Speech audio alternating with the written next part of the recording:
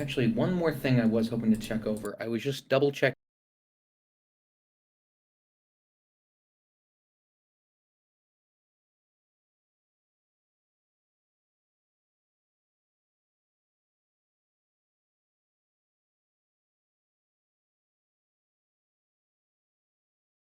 Just want to throw that out there so he doesn't blindside us later. Thanks. Okay. Hello, everyone. Thanks for coming out. Sorry for being 20 minutes late. We had some technical difficulties getting everything working properly. You'll notice that we don't have webcams set up because I don't want you to see my face because I haven't shaved today and I look like a bag of garbage. So you're just going to get to look at this screen here. So I am Michael. I'm also known as 12 Thorns in our main campaign, and I'll be DMing today. And players, why don't you introduce yourselves? I'll go first. I'm Daniel. I'm gonna be a fabulous goat boy, and that's I don't know. Do I start my character introduction here, or are we gonna get to that? We'll get to that. You can give a more detailed character breakdown after I set the scene a bit. Sweet. I'll go next. My name is Sierra. I am going to be playing a magical girl. We're gonna see how that goes. And it's gonna be a good time.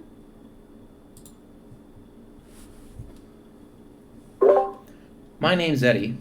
I'll be playing a modified warder to use martial weapons instead of fists and unarmed attacks. Looking forward to it.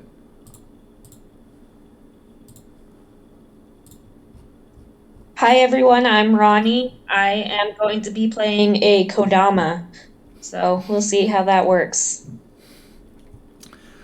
Okay, so real quick thing for anyone who's listening and wasn't aware, we are doing D&D, but we're using a special supplement from Discami Publishing, I think they're called, that adds a whole bunch of anime nonsense, and so we're all a bunch of anime boys and girls today. So hope y'all are ready for some silly stuff.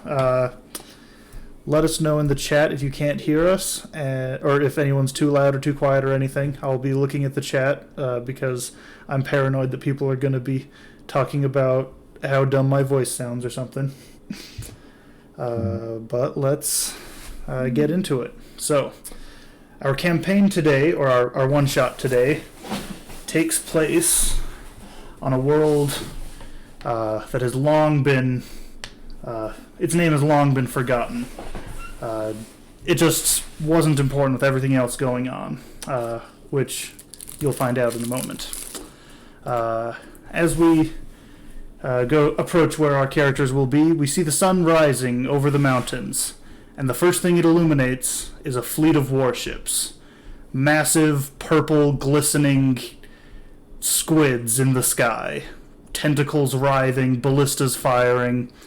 Just a fleet of terrifying, awful-looking things. As the sun rises a bit higher, it reveals the next thing that we can see. A great fortress made of pure black iron. Spires sticking up into the sky, massive walls patrolled by hundreds, if not thousands of soldiers. Just endless ranks of spears and crossbows lining the walls, preparing for an upcoming battle. And as the sun goes even higher in the sky, it reveals the battlefield below. Hundreds of miles of trenches have been dug all across the field before the fort. And they're filled with people of all sorts. You see powerful warriors, barbarians, wizards, but most of all, just people who look terrified to be where they are. Out beyond the trenches is the army of the Mind Flayers. Thousands of thralls mindlessly marching towards the trenches, ushered forward by horrible squid-faced taskmasters. Within the fortress, the Elder, the last commander of the resistance against the Mind Flayers and their horrible powers, is waiting for her most trusted lieutenants to arrive, the soldiers of Strongman Squadron. And one by one, they enter the room. Daniel, do you want to describe yourself first? Yes. All right. I come skipping in on my furry little goat legs, and there's not much too crazy. It's a goat boy. It's what you think of when you hear goat boy. No, I should clarify. It's goat legs and a people torso. I know what some people are going to think of when they hear goat boy. But my name is Tyler, and I'm just so happy to be here. Okay, as Tyler enters the room, the elder, who is a very, very old elven woman, she gestures you to a seat. Please, seat yourself. We must get to the meeting as quickly as we can. You got it. Okay, and then next in, Sierra. Okay. Walking a lot less enthusiastically than Tyler. You see a girl walk in. She's about 19-ish. And she looks like she just rolled out of bed, because she did. So I've got like a hoodie on and sweatpants, and my hair is up in that lovely bun that all girls with really long hair do when they go to bed. Just kind of walk in and like stop at the door, see that it's Tyler, debate turning around, but decide that I should probably be here and just walk in and find a seat. And what's your character's name? We're gonna call her Sheila. Okay. As Sheila walks in, the elder nods at you and smiles a little bit as she sees your discomfort with being around Tyler. Thank you for joining us, Sheila. I promise this will be exciting soon. Sheila, hi! It's been so long! It's too early for you to talk to me right now. Oh, classic Sheila. Okay. Next into the room, Ronnie. So you'll have to look down to see me because I am pretty small. I am just a little Kodama, and I am very mysterious. I don't say anything. I just walk in quietly and take my seat. Do we know your name? Oh yeah, my name is Oakley. Okay. The elder looks at Oakley and nods respectfully to you. And then finally, Eddie.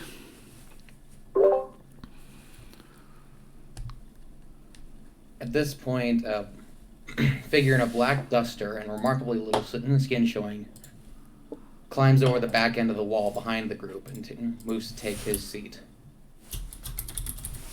He's gotten wearing enough black to seem goth, if not for the situation. Stands about 6'5", with greenish skin showing with what little of his face you can see. He's not wearing a hood, but rather a mask, notably without eye slits, covers the top half of his head. You called? Oh, hey there. Yes, thank you for joining us. Please take a seat.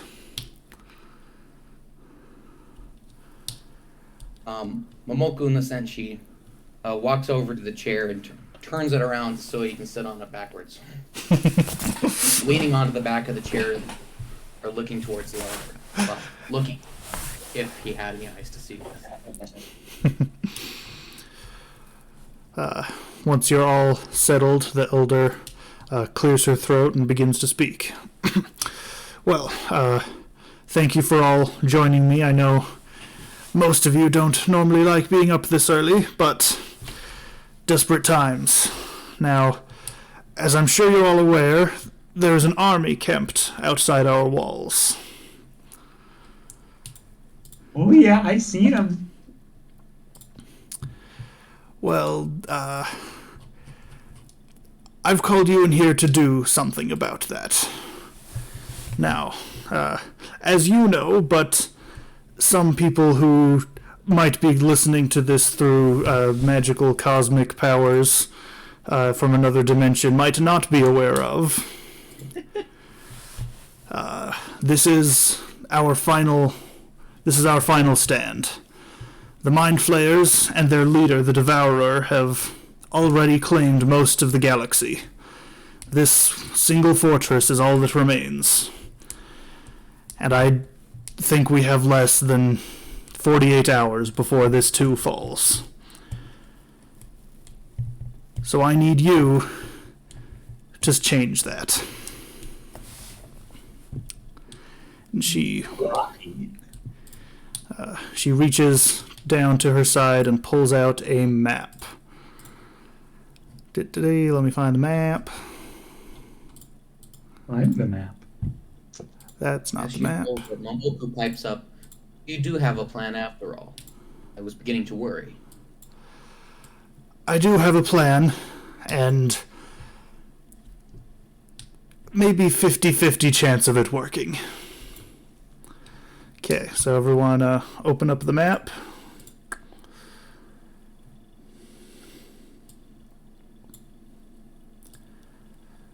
And can you guys see it? Not yet. In progress. There we go. Can you see it now? Yes. Okay, I had it turned on with line of sight. So, and since it's a paper map, no one is standing on it. Okay, Image. so the map. Is it down? She points down at the map.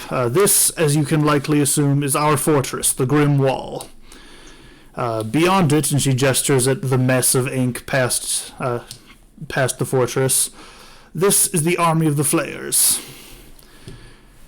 Now, how comfortable are any of you in flying a spacecraft? I'm afraid I can't see past 100 feet, so I'm going to have to pass. Oh, I've only done it once or twice, but we can figure it out, right? I can fly myself, but I can't really bring other people with me. Oakley just nods enthusiastically. Excellent. All right. Here is the plan. Those, in the middle of that army, there is a Mind Flayer medical base, where they take their important wounded to be treated. And at that base, there is a small Mind Flayer ship. What I need from you is to take that ship, get up to their flagship, and she points at the large circle, and assassinate the Devourer.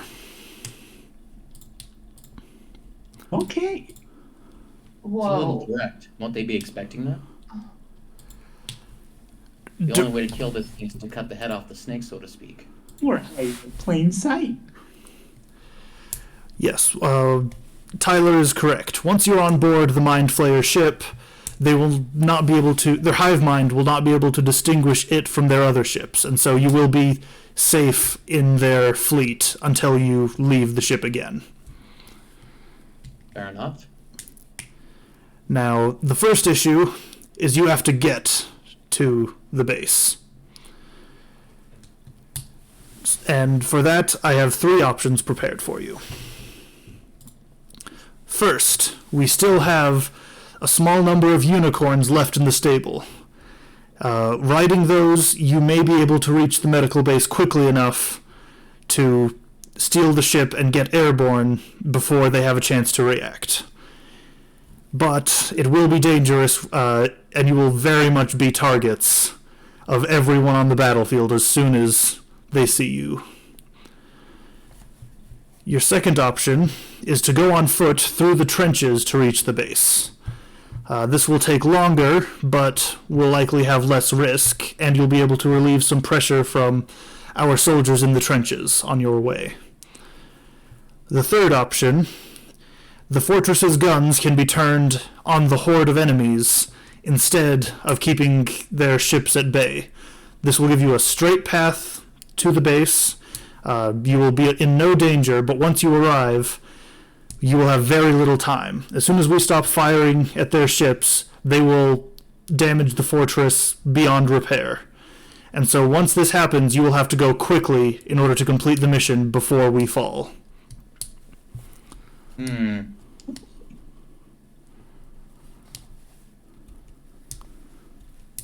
Maybe I missed something, but like we've been trying to get to this them for a while now. Why do we think we can succeed now? My point exactly.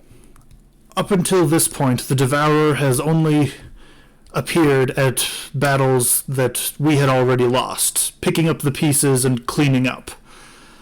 But this is the first time in this war that they have decided to come to the front lines. Oh, because he's devouring things. Indeed. Gosh, that bear is so insufferable. Momoku is notably not looking at the map and turns towards the other and says, for the benefit of those of us who can't read, which direction is the medical bay? Down.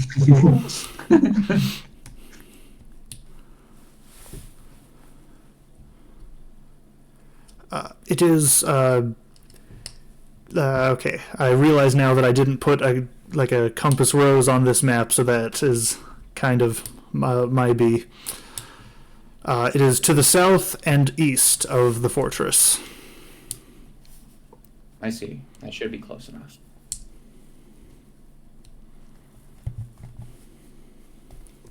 I know I'm not the only one here, but I'm inclined to go through the trenches. I have some expertise in going places unseen. We could get close, and I can clear out some of the guards for the rest of us to go in. Hopefully that'll make sure that they realize that they don't realize that we've stolen one of their ships. All right. Any other ideas? I will chime in. If you go with if you go through the trenches, you will have a time for a very short rest once you have taken the medical base. If you take the option where we turn our guns on them, you will not have any time for rest once you arrive. And if you take the unicorns, you will have a long time to rest once you arrive. I see. Well, I gotta say, I'm most effective when I've had a good night's sleep, so that long rest sounds kind of nice to me, if I'm honest. Yeah. However much more time I can spend sleeping, I'm happier. This is my happy face.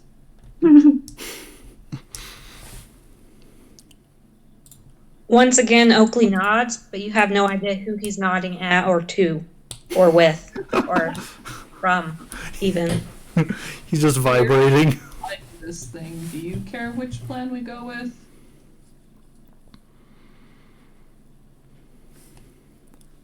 You're our little pilot. Does Oakley care which plan we go with? You don't know. I just asked him. He just nods.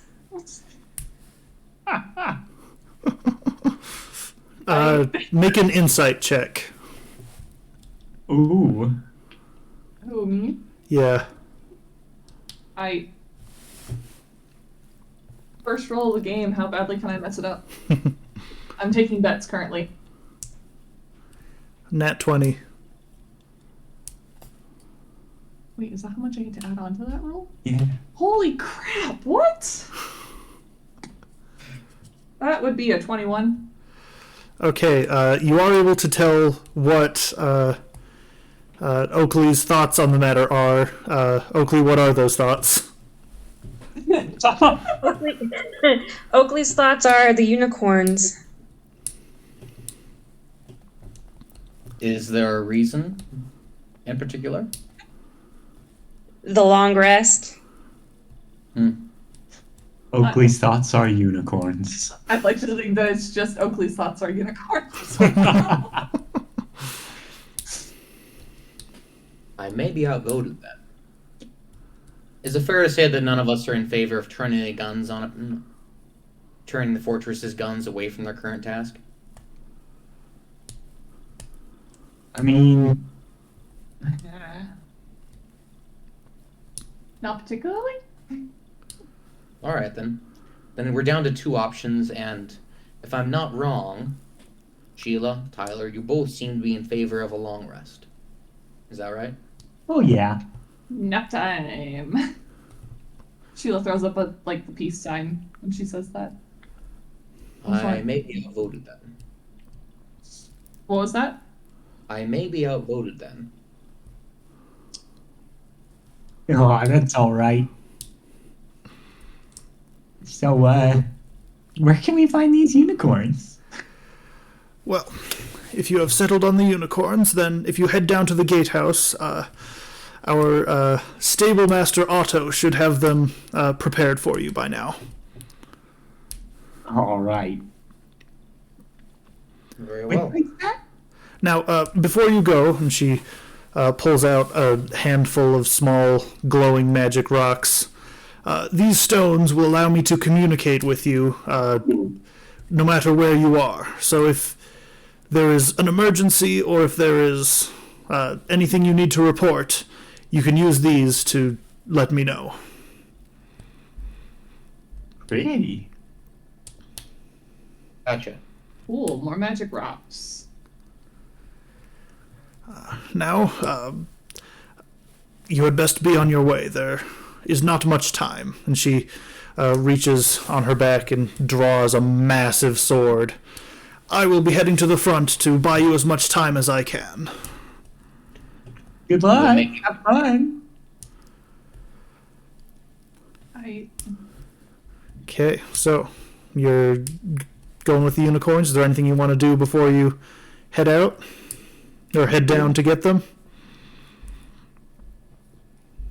Being slightly more awake now with the urgency of the situation, Sheila's gonna go back to wherever her room, bunk, quarters, whatever would be, and changed into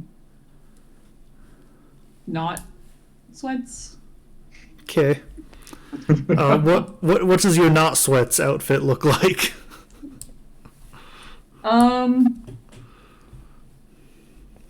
Jogging pants. That's literally what I was thinking about. She's gonna change into some yoga pants and a tank top, both of which yoga pants are like dark charcoal gray, and her tank top is going to be a lighter shade of gray. This is the most morose magical girl I've ever heard of. And then also put on some sneakers. And then just grab like a little backpack. Okay. You get all kitted up. Anyone else? I was already all packed up. I was excited for this.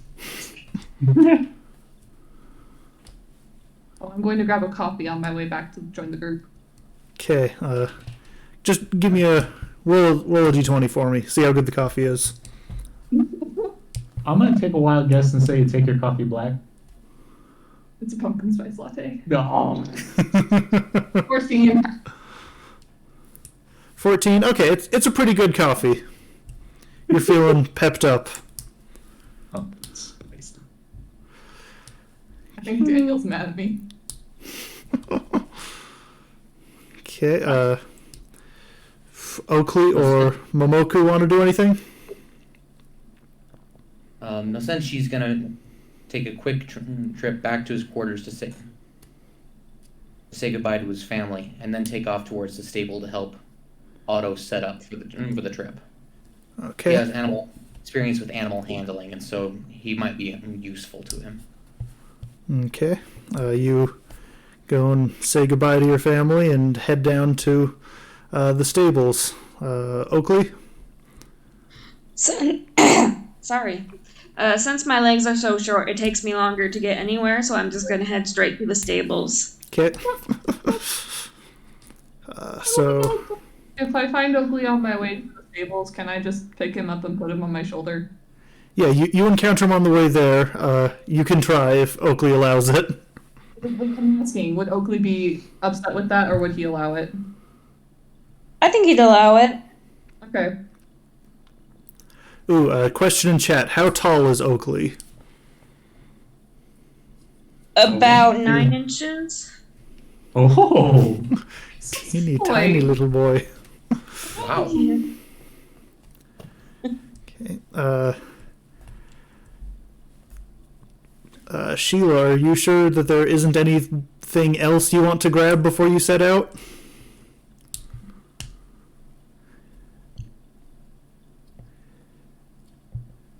I can only assume that you're trying to reference the massive polearm, but that just kind of comes with me everywhere. I'm sorry. Did I need to explain that?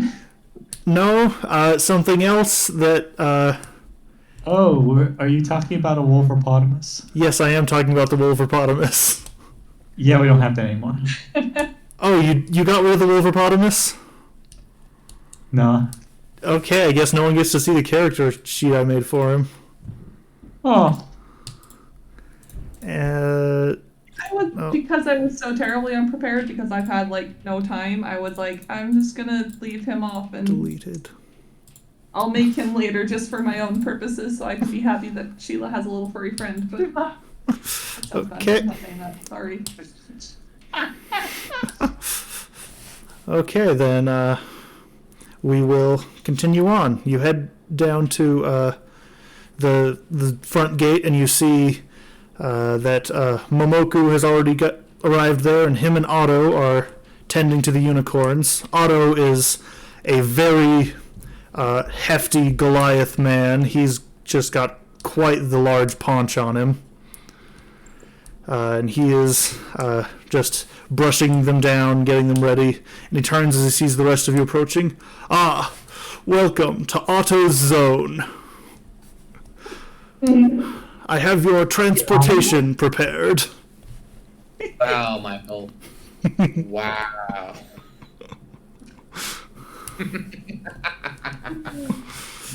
Otto, do you think your parents are proud of you right now? I would certainly hope so, but that's such a rude thing to ask. No, I'm just generally inquiring. I mean, I don't know.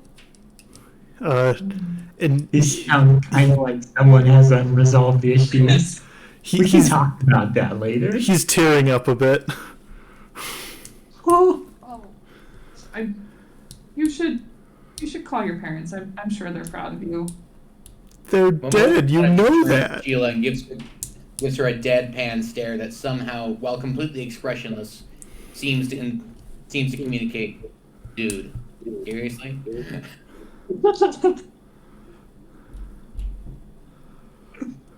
I shrug. Well, I was going to give you some advice, but now, figure it out yourselves. And he storms off. Wait, Otto! Sorry, Whoops. Stay here. I'll be back in a moment. Someone woke up on the wrong side of the horse. Stay Those here. men are flying. And turns to go and see if he can find Otto. Okay, make a perception check with disadvantage. Boy. But I've got, does my sight change that at all? No, your blind sight is not sufficient to help with this. I see. Okay. That's right.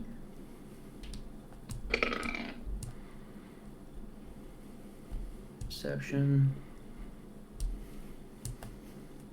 We're looking at a 12. Okay, let me roll for Otto. Roll for hide emotion.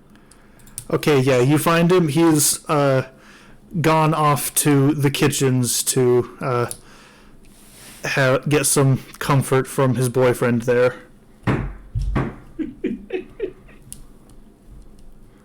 Well, Sorry, lions are a particular subject for me. Momoku is going to sneak into the kitchen and see if he can grab something particularly nice, and then go to Otto. Okay, you walk into the kitchen, and I'm going to need you to make a dex save. A dex save. Luckily, I'm good at those.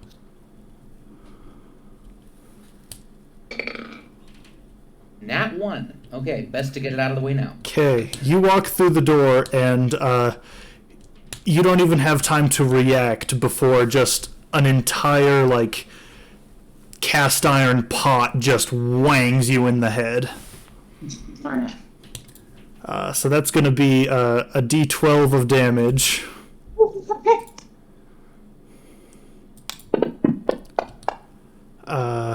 6 damage to you. How much is your health supposed to be? How much what? What's your max HP? Because I accidentally have it as 24 for a level 15 character. According to the sheet that I made, it's sitting at 137. Okay. Because Hey, Like crap, dude. well, I can take a few pots to the head. So Momoku's knocked back a step, but that's about it. so as you flinch backward, you hear the cook Gagan yelling out at you, "You get out of here! I don't want you to make him cry any more than you already have." Wait, Whoa, did you say whoa, his name whoa. was Gaben? What? What was that, Daniel? Did you say the cook's name was Gaben? No, Gagan. Oh. Oh. Gagan, I think you know me better than that. I'm not here to give anybody a hard time. Dex save. 3 meals a day. Make me another dex save. Oh. Sorry, me? Yep.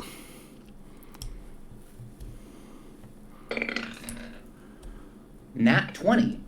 You are easily able to dodge the cleaver as it flies past your head. I'm here to apologize for what my colleague said. She was far out of line. You can tell that he's brandishing another cleaver. Can I start flying? What? Okay, how high is the room? Probably about 12 feet tall. Anywhere that... I can jump pretty high with this character. Is there anywhere I can jump that's out of reach? Of a Goliath throwing things? No. Goliath throwing things? No. But taking them to the face? At least this way he'll start to run out of ammunition. There aren't any. There's some shelves way up tall. You can try and squeeze into the space up on the top of the shelves, but it'll be a tight fit. Alright, then I'll just risk another pot to the head.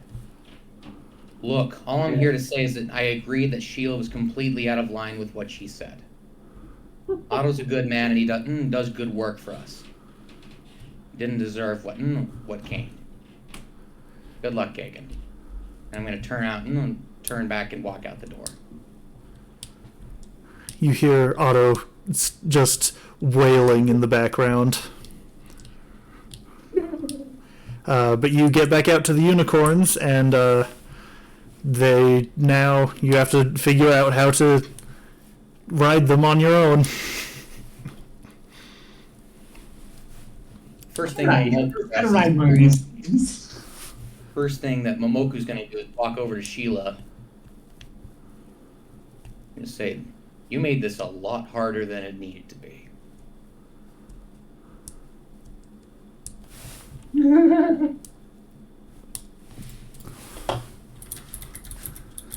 I'm gonna take that pause as a pause in game, and Momoku's gonna go walk over to the first unicorn and kind of size up the situation. He helped Otto to set them up,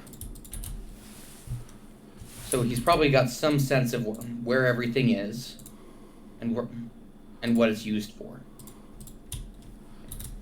And he's going to make a animal handling check if possible to try and get a sense for their temperament and what things might work well and what won't. Yep, give us an animal handling check. All right.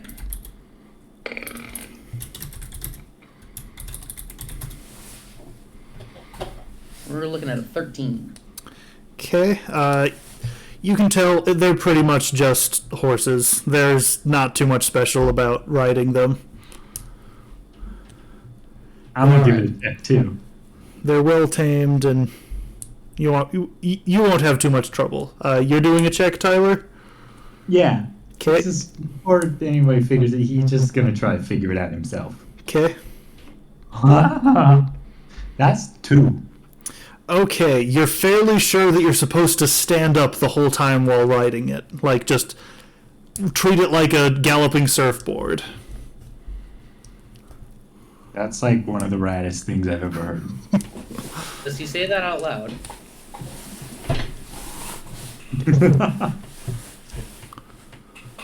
No, he's just having a good time standing on this unicorn. If you do that and fall off your mount, there is a non-trivial chance that I will not come back to find you. I happen to have excellent balance, so I think it'll be okay. Momoku just shakes his head and keeps working with the other ones. One question for Michael, though. Yes? So I've got a move. Well, you've seen my movement speed. Yes. Am I going to be faster than our mounts? No, not even close. Sweet. All right, still useful then. So Momoku's just going to start brushing down on his mount and making sure that it's familiar with him, and then trot him around the yard a bit. I'm taking off. Oh, you're going, Tyler? Yeah. Like, Like, going. I'm at least gonna get up in the air. They don't fly. What? They're not flying unicorn. They're not alicorns. They're unicorns. I don't have a degree in horse. Oh, why did I think they were flying? Well, I guess I'll just start riding then. Okay, are you, like, heading out the gate on the mission? I'm gonna go to the gate with the kind of intent of leading everyone else there. Okay. Sheila and Oakley, what are you doing? I'm trying to figure out how to get on the unicorn. Are you still on my shoulder? I think so. Cool. Well, Momoku, you heal for 4. One figure. Sorry, come again? The Twitch viewer Pencast Plays has redeemed Healing Word on you to give you some healing, so you now only have 2 damage on you. Oh, actually, that brings up an interesting question. I know we talked about the healing properties of the half troll on another incident, but I can't seem to find it on my sheet. Does that mean that it's just not there and we're just going to roll with it? It should be there. You'll regenerate 4 HP per round in combat. Oh, only in combat. Okay, that Yeah. makes sense now. All right, I can live with that. Okay. Momoku feels the pain fade away and murmurs a prayer to whatever gods may be. You know for a fact that there are no gods left. The Devourer has devoured them all. Well, obviously there are, because he just got healing from nowhere. In any case, Checkmating. Yes. we're following Tyler. Okay. What were Sheila and Oakley doing? I was asking Oakley if they wanted their own course or if they wanted to stay with me. Oakley just nods. At the end of it, Oakley's just going to have a big monologue, and it turns out they could talk the entire time but just didn't want to. Yeah, it just didn't feel like And all the people that have worked with Oakley that have been dealing with this the whole time are going to be both dumbstruck and slightly frustrated.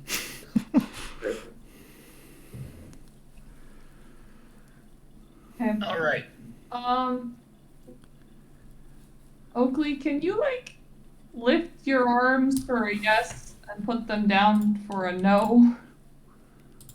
Oakley lifts their arms. Oh, cool. Yeah. Do you want your own unicorn? Oakley lifts their arms. Will you be able to stay on your own unicorn? Oakley shrugs. Okay, if you feel like you're gonna slip, you can't exactly yell. I'm just gonna put Oakley on a unicorn, whichever one is closest to me, Okay. and then mount the other unicorn. Another one. How many are there? 4? I think so. I Yep, hope so. 4. Okay, so you're all mounted up, and do you want to head to the gates now? I'm following Tyler, so if that's where he's heading, Let's go. I'm just gonna go wherever the unicorn goes. Nah. Okay. As you approach the gates, up on the walls above you, the gate guards see you coming and start hauling on the chain to open it. Looking out onto the field, you can see that the Mind Flayer army has arrived and that the front lines of the trenches are just absolute carnage right now. And, are you setting out? Yeah. Yep. Gotta go fast. Okay, your unicorns take off, galloping across the trenches. At first, there aren't too many people in the trenches near you. Most of the army is near the front. So it's fairly easy, but you will still need to show some skill. So everyone make an animal handling check. Oh no.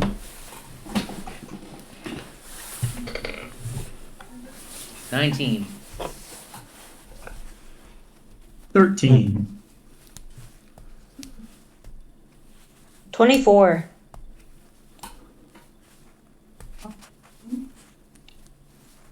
21.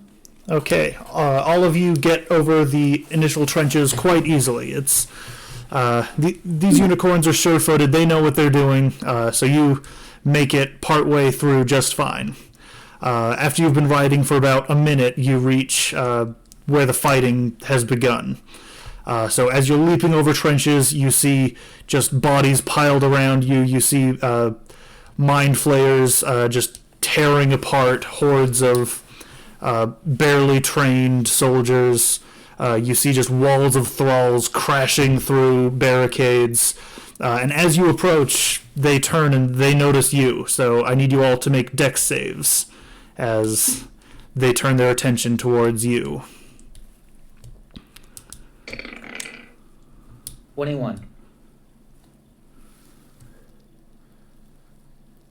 Woo, 13. 8. 25. Oh. Did you say 8, Oakley? Yep. Okay. Oh no. Let me go to my notes. Oh no. Okay, the rest of you are going fine, but Oakley, you're not quite able to keep control of your mount as you're going, and a mind flayer lunges up from the trench, holding just a large sword and just guts your unicorn as you jump over. So it crashes to the ground and you fall down in the middle of this battlefield. And the rest of you notice this. So you can... what do you guys want to do? I would would like to do an immediate about face and lean off of my unicorn and scoop up Oakley as I ride past. Okay. He's going to distract the mind flayer and come from the other direction.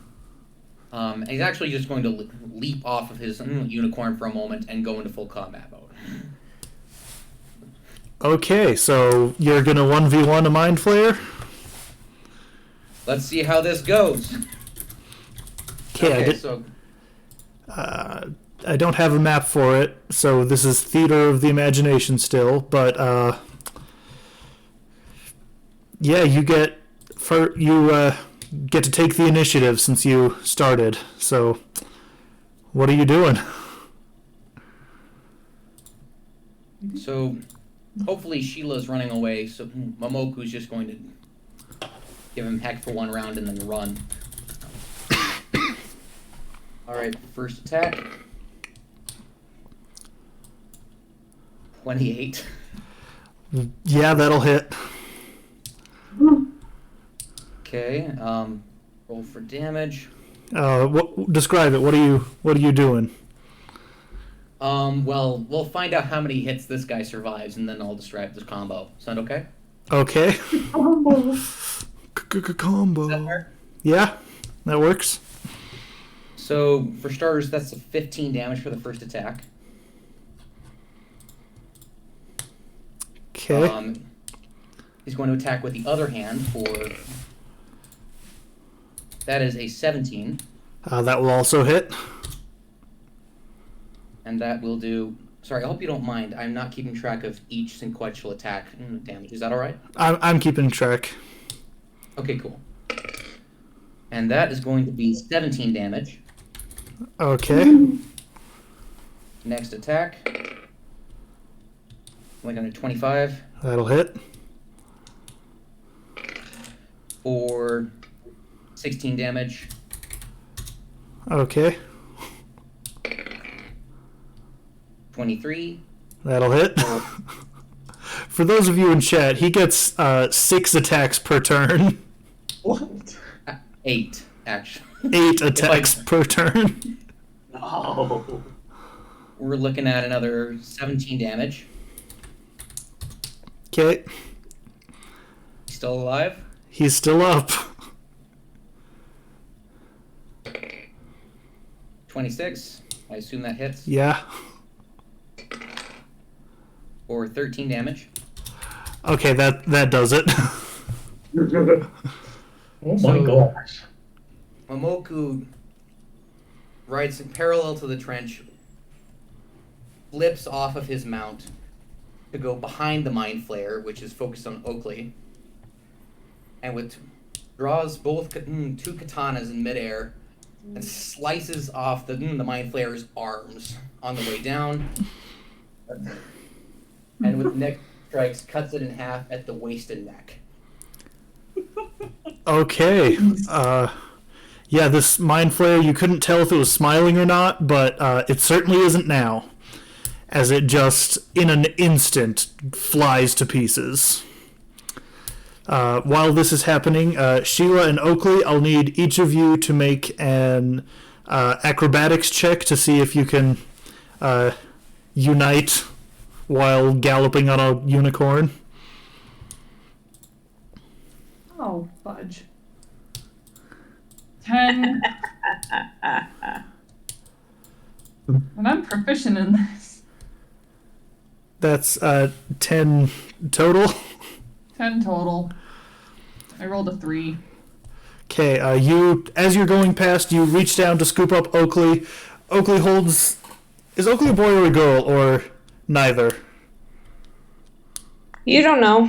Okay, Oakley holds their arms up, and you reach down. You don't quite get the arms, you just grab them by the noggin and start hauling them with you, and Sierra, roll a d10 of damage that is dealt to Oakley. Oh no. Oakley, I'm sorry. I'm gonna stick him in my backpack. I think there's some trail mix in there, if that helps. I'm so sorry.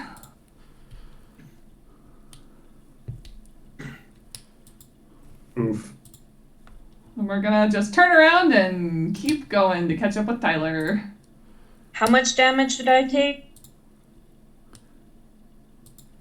Sierra, did you roll for the damage? I don't want to. Oh. And D10, you said? Yeah. I'm afraid. 1! Game okay. of bad rolls! Now, am I reading this correctly, Ronnie, that Oakley has 39 HP? Yes.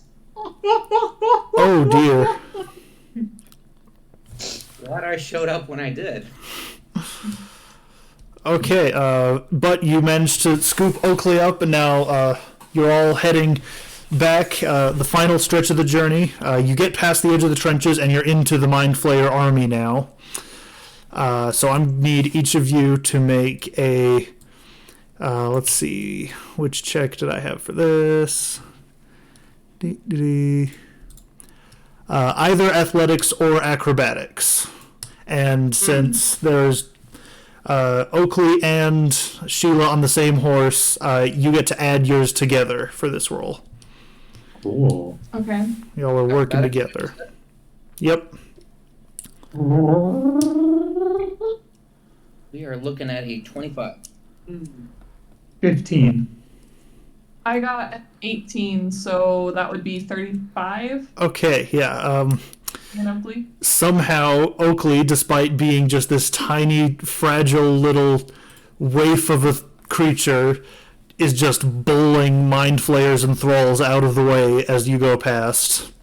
Tyler, you are still standing on the back of the unicorn, and you're just like dancing around, kicking things out of the way as they get close. Yes. You almost slip at the end because you got exactly what you needed to pass, but you do make it. After about a minute of chart plowing through the Mind Flayer army, you get through to a break, and then suddenly you're just in an open field. Behind you, the army has just lost interest. They're still just focused on the fortress. They don't particularly care about you anymore. So you are approaching the medical camp. So let me pull up an actual battle map now. Oh boy. And I need each of you to make perception checks to see if you can tell what's going on there. 21. Perception.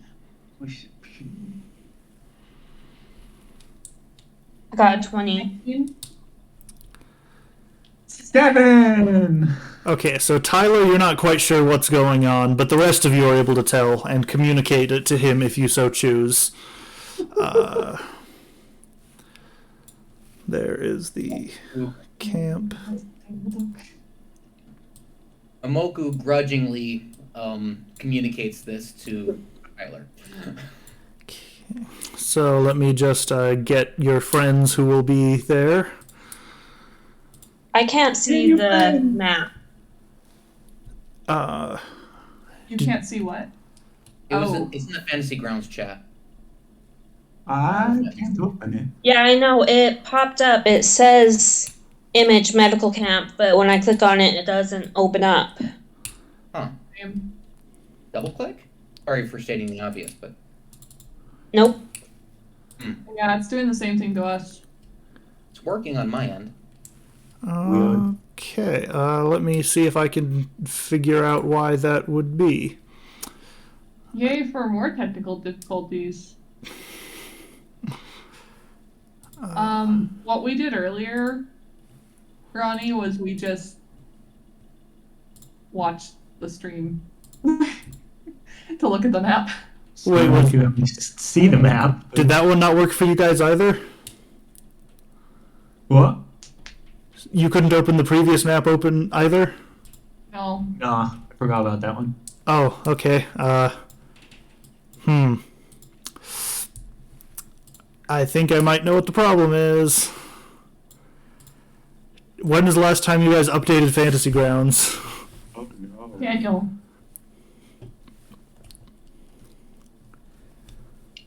I That is know. an excellent question. Because I'm guessing that that's what the problem is you're on too old of a version. That I would did make just update mine today, so that would make sense. being all responsible.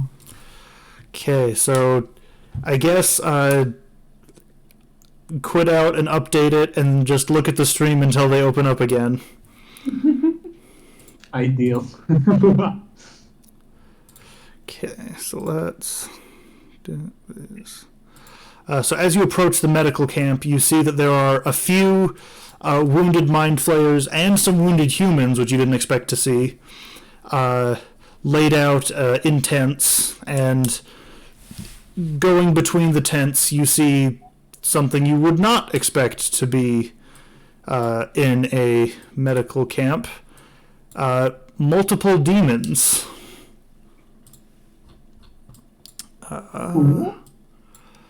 And for whatever reason, this is not letting. This demon is way too tiny. He should be not that small. Ooh, we're dealing with big Tiny boys. boy, cute demon baby. Okay, for it did not save when I set up the grid for the battle map, which is Cool. real fun. Let me just set that back up again. Yeah, come on, Michael, be more prepared.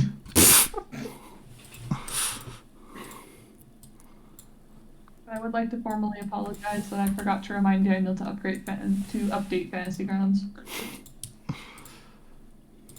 That's my bad. Your butt. My beat.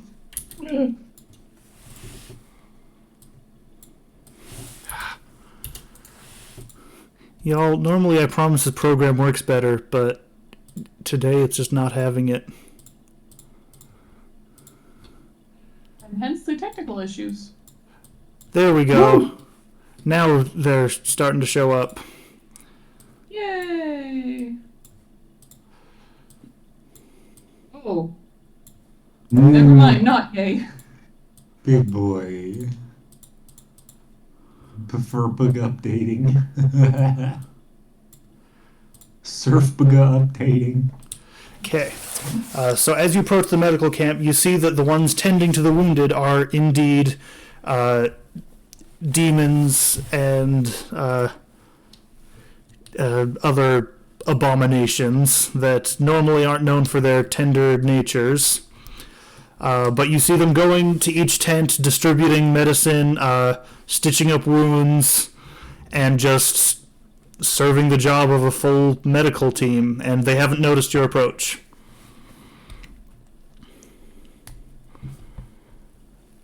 Neat.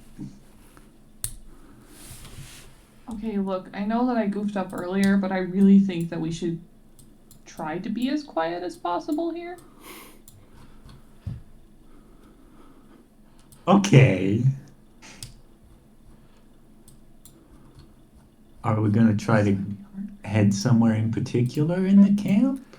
You see in the middle of the camp, in the largest tent, underneath it, you can see that that is where the Mind Flayer fighter is parked. It's like under an awning, pretty much.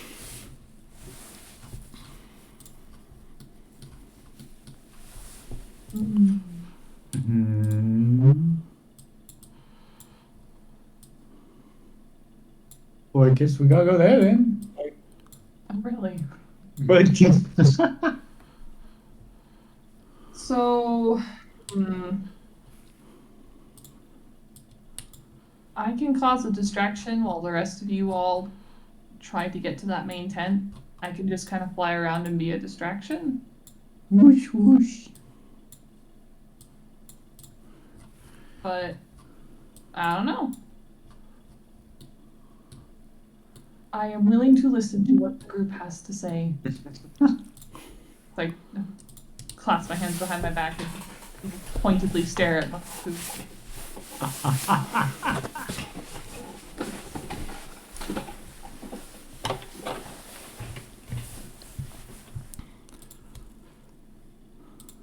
And Fantasy Grounds is back up. Remember, since you took the unicorns, you do get a long rest after you get onto the ship. So, if that affects your calculations or decisions at all.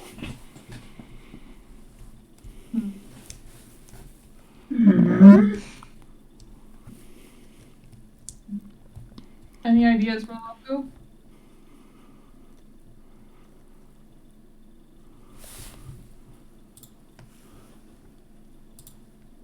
Yep. Hello?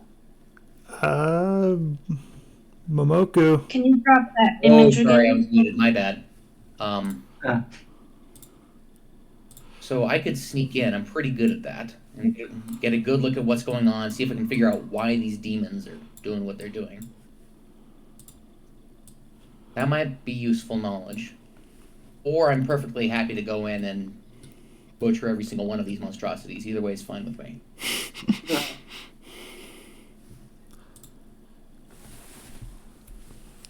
I have a map now.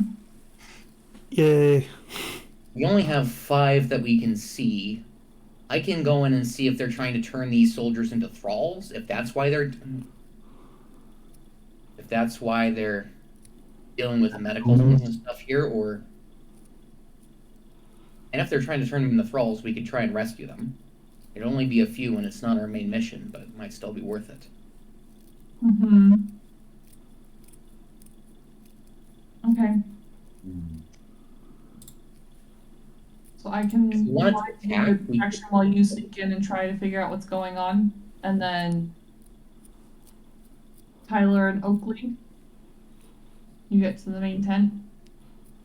All right. And All then right, so I scout around. Sheila distracts. Oakley and Tyler get to the ship. Sounds good to me. we'll split the party. Let's go.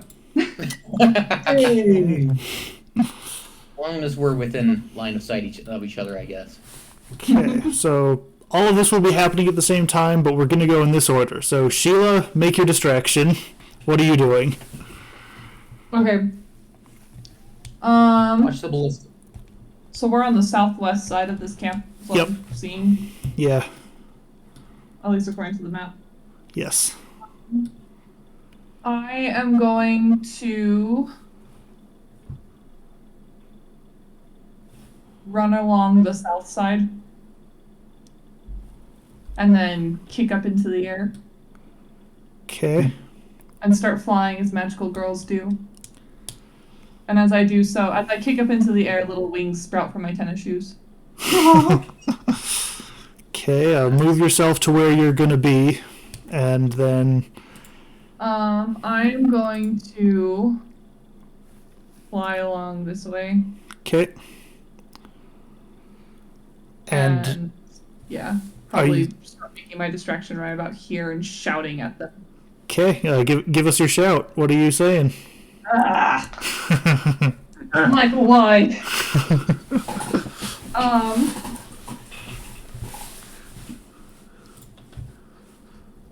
I don't know. I was already really mean earlier today. I don't want to be that mean again. But now you're being mean to enemies instead of your friends. Actually, that's know. probably would be an interesting one to throw at demons. Cause them some interest. I'm gonna shout and just say, "Hey, big, dumb, and ugly!" Three But of you them can't look touch up me. in order as you say the words. East side of the camp. For which my flight speed is 90 feet, so. Okay, make a performance check. And as you say big, dumb, and ugly, first the Glabrezu reacts and looks up, and then when you say dumb, the monkey, the Balgura, looks up, and then when you say ugly, the Manes looks up.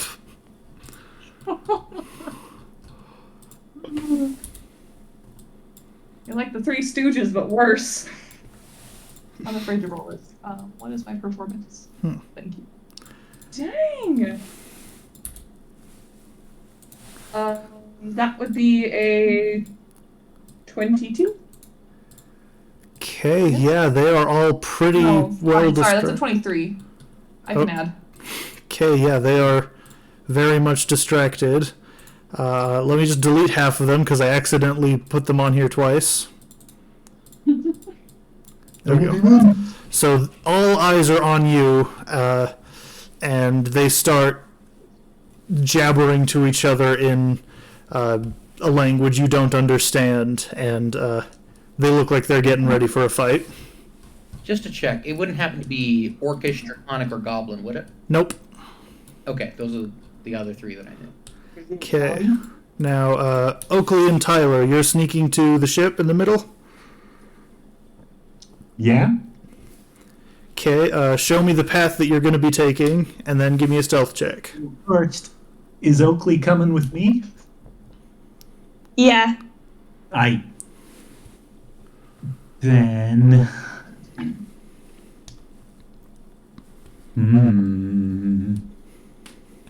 Let's just kind of go up here. And then... jump up here. Oh no, I forgot numbers. Okay, I think I remembered them. We aren't in initiative yet, so you don't you're not limited to just moving. Oh, sweet. Yeah, just show me the path you're taking, and then make the check, and I'll tell you how far along it you got. I'd say we go maybe... there's just people everywhere. Let's go all the way around back, and then bloop, right up the top. Okay, both give me a stealth check. Oh boy.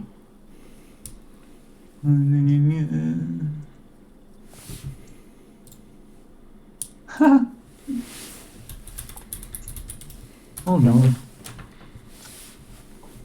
Do they get advantage because the creatures are occupied? That's gonna be a 4. You're right. Yes, you do get advantage. Oh, thank goodness. Thank you for reminding me. Oh, no worries. 15. Hey. Okay, Oakley, you get all the way there just fine. Tyler,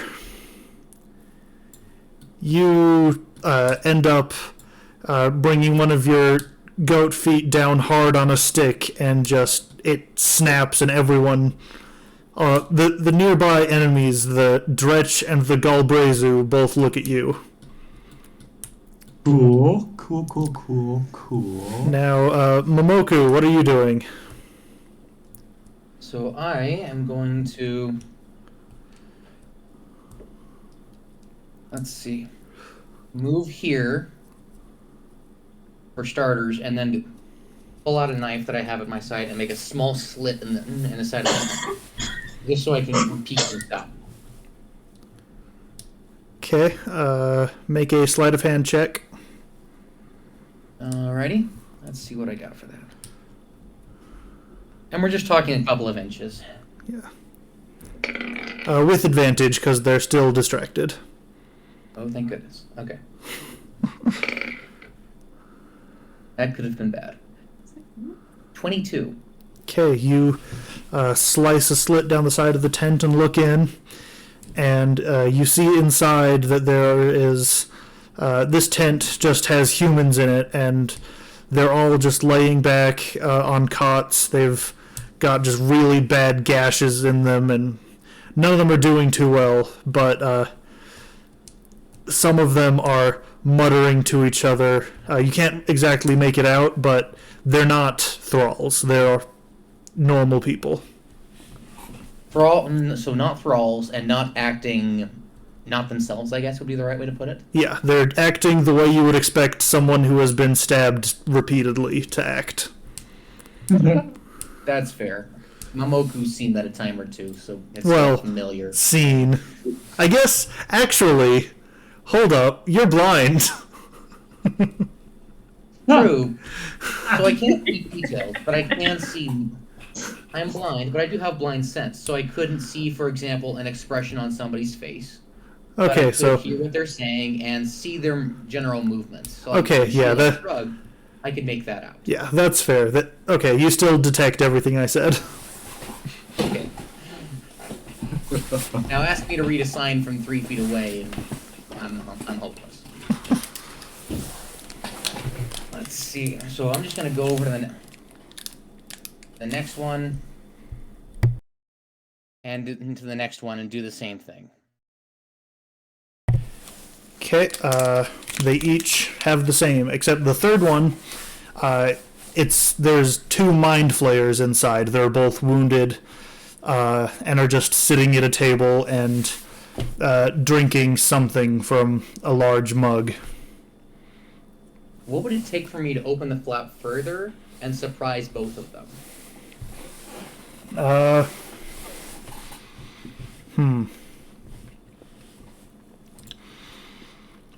You would just have to go in and do it. They don't know you're there, so anything you did would surprise them.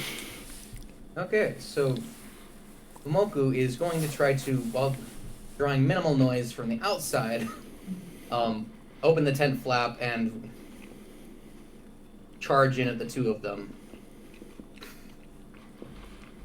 Okay. He has no qualms about killing injured opponents. Okay, It's not my players. everyone roll initiative. Everybody? Yep. All right. Last time it only took 1 round for me to deal with it. Do we need to? You took 1 round to deal with 1.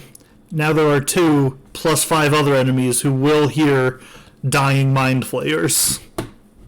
Well, I guess that depends. How injured are they? Can I one-shot either of them? You will have to try and do it, but you'll still be hurt either way. Alright, well, as long as I'm distracting them in the direction of the designated distraction, we should be fine. Okay. What happens on a -1 initiative?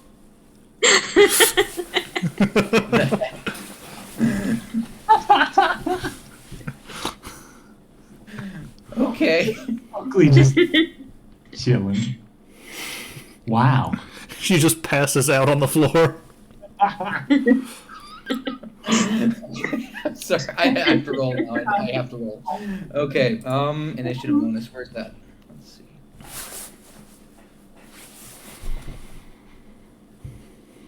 Here, I'll just throw it in here so we can. Oh, I'm sorry. I'm having trouble finding my initiative bonus. I got 21. Okay, let me see where yours is. It's...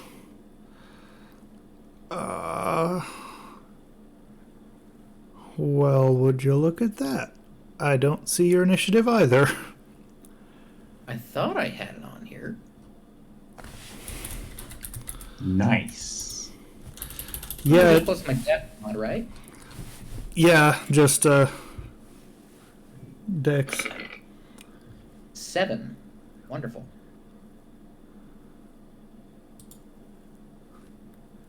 Sierra, what do you mean Sheila and real Sheila?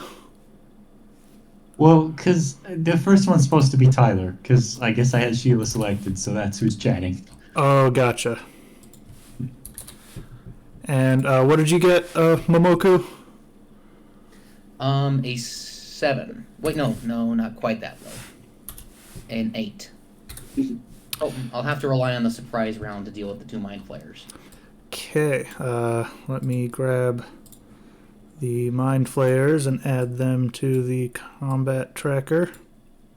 Combat Wombat? And they're both injured, right? Yes. Okay.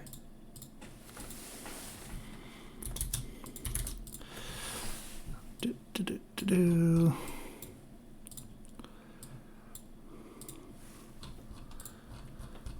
Okay, so you get a surprise round against the mind flayers. All right. By the way, what color is mind flayer blood? You know, I'm not sure. And I not, need to know what color I'm going to be repainting this tent. I mean, yeah, Momoku doesn't know what color it is either. I guess that's true. Their blood is silvery white. Should be an interesting tent after this is done. The first one's going to be at 20. Okay, that'll hit. And I'm just going for the... Well, which one looks weakest? Let's start with that one. They look about the same. Okay, cool. So damage for that one is going to be 13. Okay. That's one attack. I assume the next one hits at a 25. Yeah, their AC is 15. Okay, cool. 17 damage.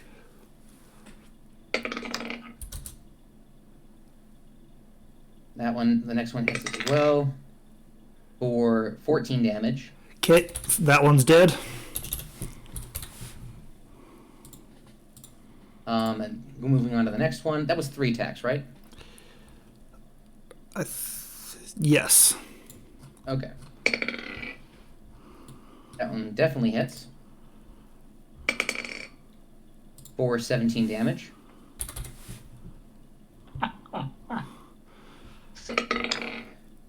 The next one hits as well for 17 damage. Okay. And the next one hits for 12 damage. Oh my word. Okay, yep, they're both down. He just So- keeps going. So Momoku starts out with a downward strike from both of his katanas, and then kind of steps between them, shoving the table over in the process, doing a spinning attack that that decapitates both of them with 2 of his swords. He then proceeds to walk over to one and then the other and curb stomp them. Okay. Stompy boy. Wow. And since it's my turn, I'm going to exit out the tent the way I came and through that slit. Okay. And we're keeping low. And a couple of abilities that might be interesting to note here. I don't make noise when I'm crossing terrain, even at normal speeds, Okay. and I don't leave footprints or anything like that. So, with that, he is going to use his remaining. I'll use my remaining action to hide after I sprint over here. Okay. I'll use action to hide now that he's out of view. Is that fair? Yep, you're now hidden, although they know something had just happened. Yeah. Okay, now it is Tyler's turn. You're up. Okay.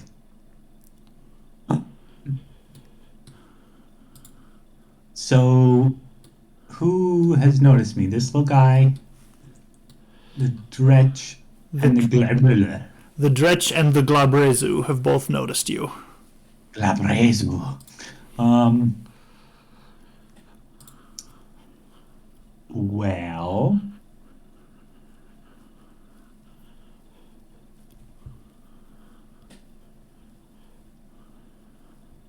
okay. I think.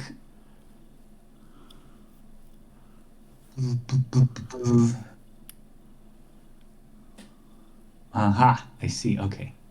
I just had to remember if I could do it or not. I'm gonna just walk over here and greatsword a boy. Okay, swing your goat sword at the Dretch.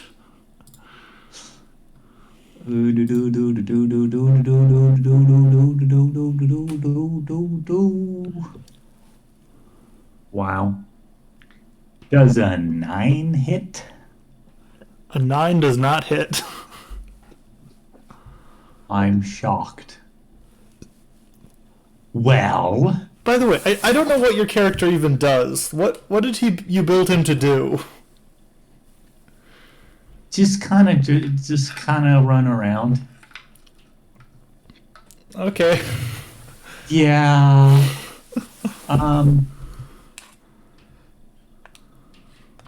I'd like to teleport away. Oh, you can teleport. Okay, yeah. Yeah. Is this a tower? Yeah, that's like a small watchtower. Okay, I'm going in there. Okay, is there any check involved with your teleportability, or do you just do it? I think I just do it. Okay, then. So you walk up, completely whiff this dredge, and then just disappear. So it sees you coming, and it gets ready for a fight, and flinches back, and when it opens its eyes again, you're just gone, and it is completely lost. Anything else? Nope. Okay. It is now the Mane's turn, which is a powerful, I think, CR 1/2 monster. Oh, yeah? Let's see what he can do. Oh, sorry, CR 1/8.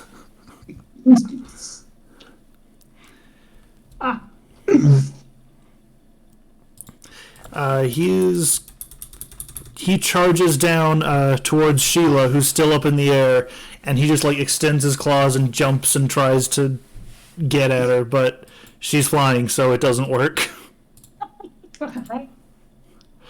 This is what it looks like, by the way. Where did it go? I broke it. There it went. I keep dropping things on the wrong screen. For those in the stream, this is what he looks like. Jeez. That's the nasty boy. Ooh. Oh, I'll leave him up to the side just for your viewing pleasure. Just for fun. Okay, but yeah, he can't do much. The Glabrezu, on the other hand, certainly can. And it is going to...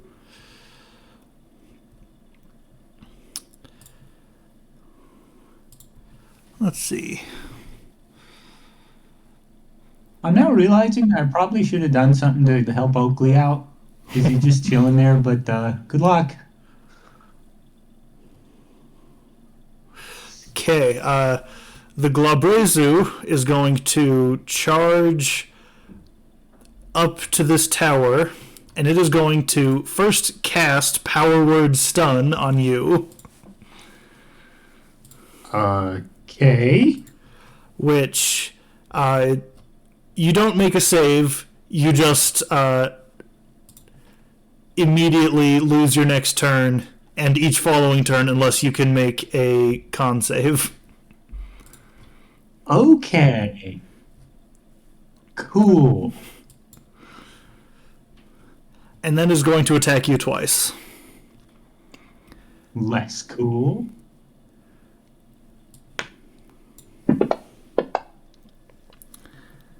At Oh, boy. 22 to hit.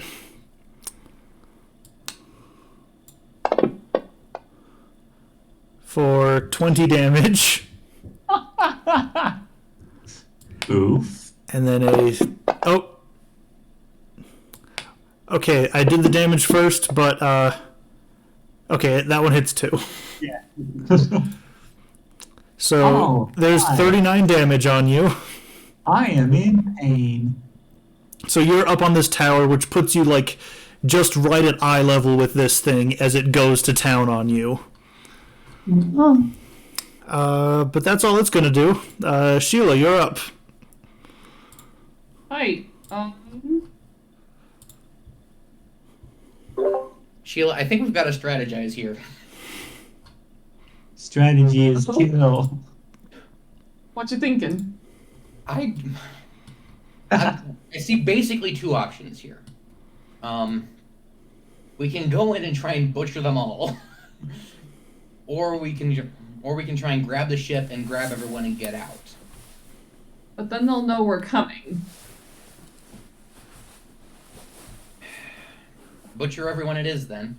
I'll start with the two small ones on the left and deal with them, and then move up to deal with the Glabrezu. Is that all right?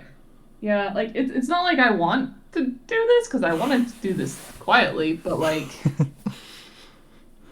that went to crap. So,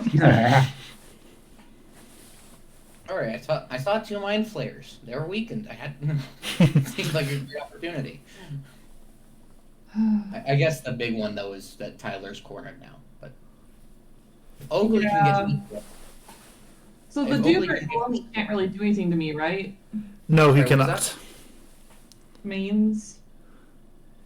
Yeah, he is unable to reach you as long as you're flying.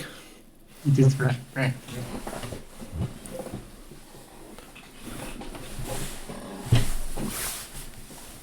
Holy frick. Hi.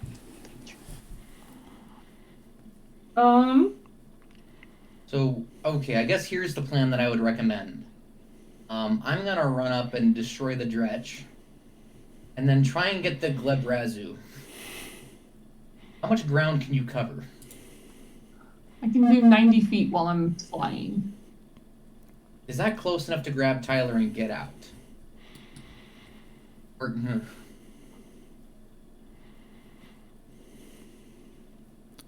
Oh. With I don't know 90, you can get like just to the tower. okay.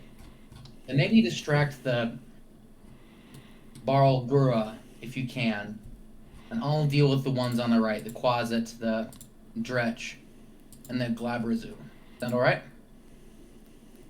Yes, but also I'm terrible with names. Which one is which? Oh, if you hover over the icons, it shows what it shows their names. That's the only reason I know their names either. Okay, so you want me to go deal with Barlgura? Barlgorira. Just keep him occupied. See if you can annoy him enough that he won't go after Tyler as well. Okay. And if Oakley can get to the ship and get it running, I'll deal with the Quasit, the Dredge, and the Glabrazu. Is that alright? Yeah. 13, 14, 16 times 5. Seriously, Oh, though, this whole situation is totally confusing. reach Why on Earth with the How on earth would what? they become humans instead of turning them into thralls? This is really confusing. Maybe they just need enough of them Okay. that there's actually a human race left to enslave when it's all over. I am going to fly. Okay, the Manes makes an attack of opportunity and misses because you're still flying. Almost feel bad for him. It jumps up and swipes at you and misses and just kind of falls to the ground. Just face plants. Sorry, not sorry, dude.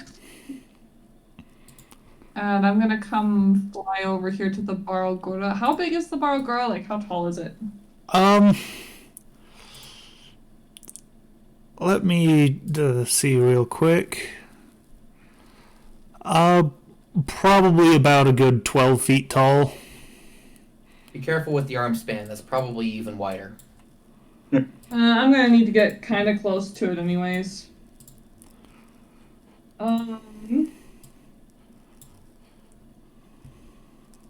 So I'm going to grab my polearm, which is basically just a giant axe on the end of like a 6-foot pole. And I'm going to use 1 energy to cast Booming Blade. Okay. So it starts as a melee attack. So what is my... Starts? It starts as a melee attack.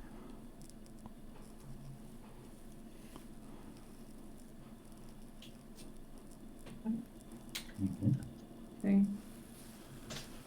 Mother freaking 11. What was that? 11. Yeah, that doesn't hit. Dang it. Yeah. Okay, well, that goofed. But that's fine, because I have another action. You know what? We're just gonna ask. Yeah. Yeah, we're gonna Acid Splash. Okay, I'm gonna cast Acid Splash. Okay. Use another energy. So he needs a dex save with his. Where is my thing on the sheet? Looks like DC 15. Okay. DC 16. Sorry. 16. Okay, that he fails. Oh, Okay, so I'm just gonna take 3d6 plus a d8 of damage. Okay, roll it for us. So I got it. So 1, 4, 7, and now the d8. 10. Okay, what does this look like as you come and spray the acid? What are you picturing? I am more than a little bit chagrined that I missed the first time. So now I'm just like, frick it, and I'm just gonna point my polearm at him and swing it, just like kind of swing it in like a little arc, and green acid just goes psh, cascading on top of him. Okay, it splatters all over him, and he reaches up and grabs at his face and tries to get it off, and roaring and screaming and not happy. Not seriously damaged, but not happy. Anything else?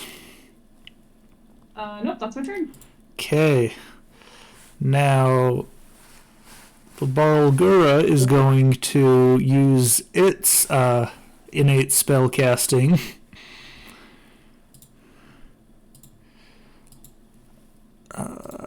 And it is going to... Let's see.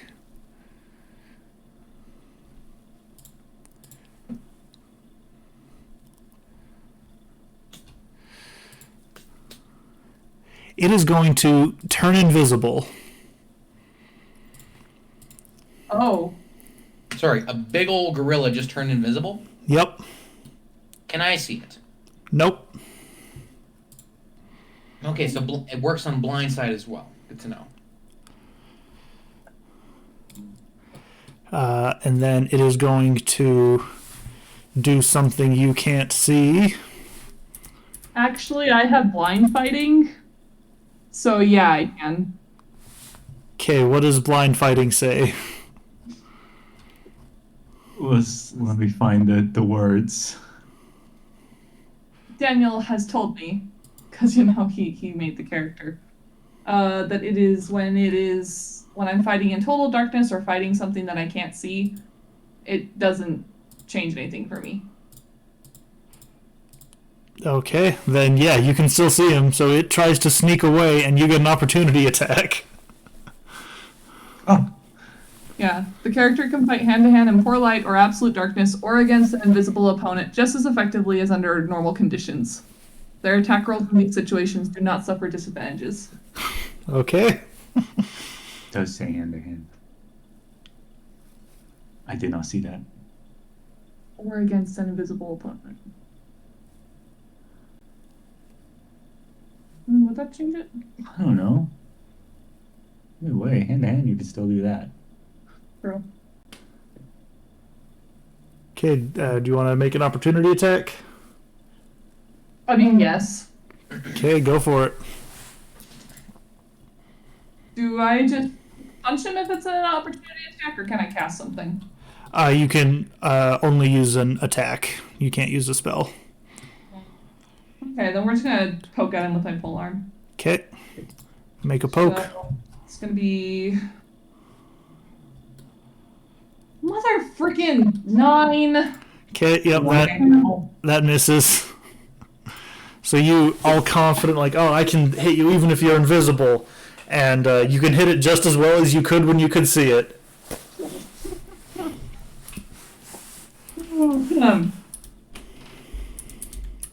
I'm just.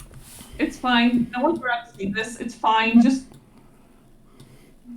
And then it will pass its turn, and now it is the Dretch. What does this do? Ooh. Excuse me. Sorry. Thank. Okay, the Dretch is going to run over towards Tyler, and I need you to make a stealth check, Oakley. Mm. Please Please tell me Oakley's super good at stealth.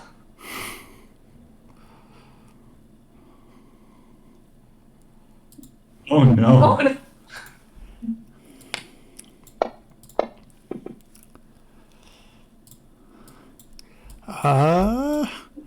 Oakley, look cute. Yeah, it sees you. So Oh no. it's going to claw at you first.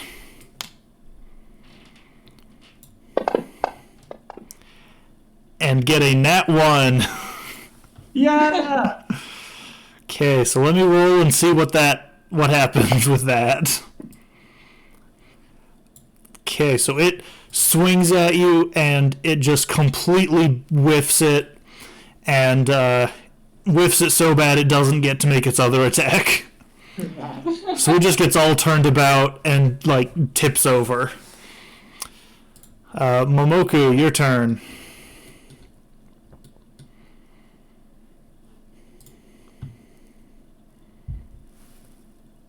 I think you're muted again. I am indeed. Or it was. Anyway, so I'm not sure I'm close enough to actually deal with the Glebra so I'm going to deal with the two smaller ones first. So I'm going to close the difference in the distance between me and the Quasit. Okay. Do I get it because I was hidden and coming from a direction they didn't see? Do you get what? Do I get any bonuses for surprise or anything like that since I hid? You don't have the thief thing that gives you advantage on it, so no. Okay, that's cool. Alrighty. Well, let's start attacking. And that's a crit. Okay, roll damage. Okay. That is a 1 and a 3. Okay. 4 damage plus 11, right? I don't double the base damage, do I? No. And the way we do crits is whatever you roll, or like if it's say a d6 or whatever, you'll just take a 6 and then roll again. So one of your die is always maxed out. Oh. Oh, so do you want me to re-roll or just take the one that I rolled initially? Yeah, just take the one and then what damage die is it? That was a d6. Okay, so that's 7 plus... Sorry, a d8. Sorry, a d8, my bad. Okay. Yeah, you run up and just immediately slice this thing completely in half. It doesn't even realize you're there, and it is just in pieces. So I imagine Momoku switches to a reverse grip and then just slashes it as he's running by. Okay. And then he's going to... I measured it previously, Stop. so I should have enough movement to get here. Nope, you don't. Not quite? I have 120 feet of movement, don't I? Oh, you have enough movement, but you don't get there yet. Oh, I see. All right. Because you ran right past the monkey. And I assume that means an opportunity attack. Yes, it is going to make its opportunity attack, and because of its ability, it gets advantage on it. Oh no. Alrighty, let's see if it can beat my Yeah, armor please. class. Oh, no, wrong one.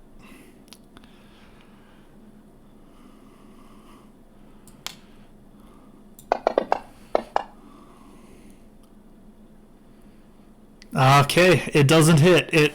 You run past and suddenly just this large gorilla fist is coming at your face, but you just narrowly dodge under it and keep going. And now it's visible because it's attacked, right? Yep. Or is it? Okay. Alright, guys. I think I'm going to have to deal with this one first. So, alright, let's see how this goes. Sorry. Hey, no worries. You deal with the other one. I tried. You did. And I assume a 25 is going to hit? Yep, that'll do it.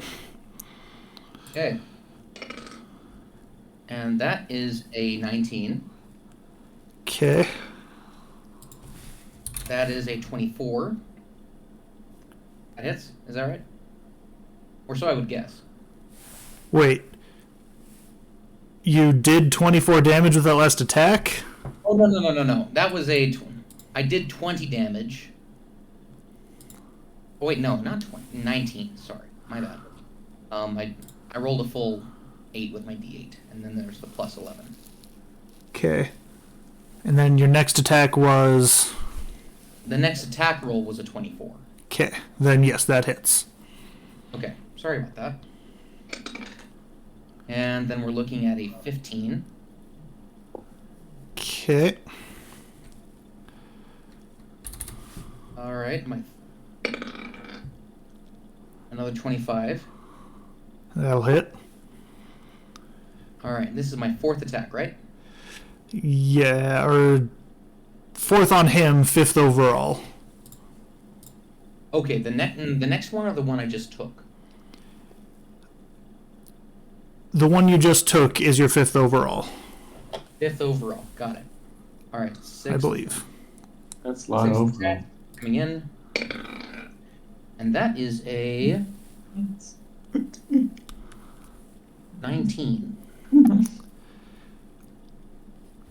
Okay, it is still standing.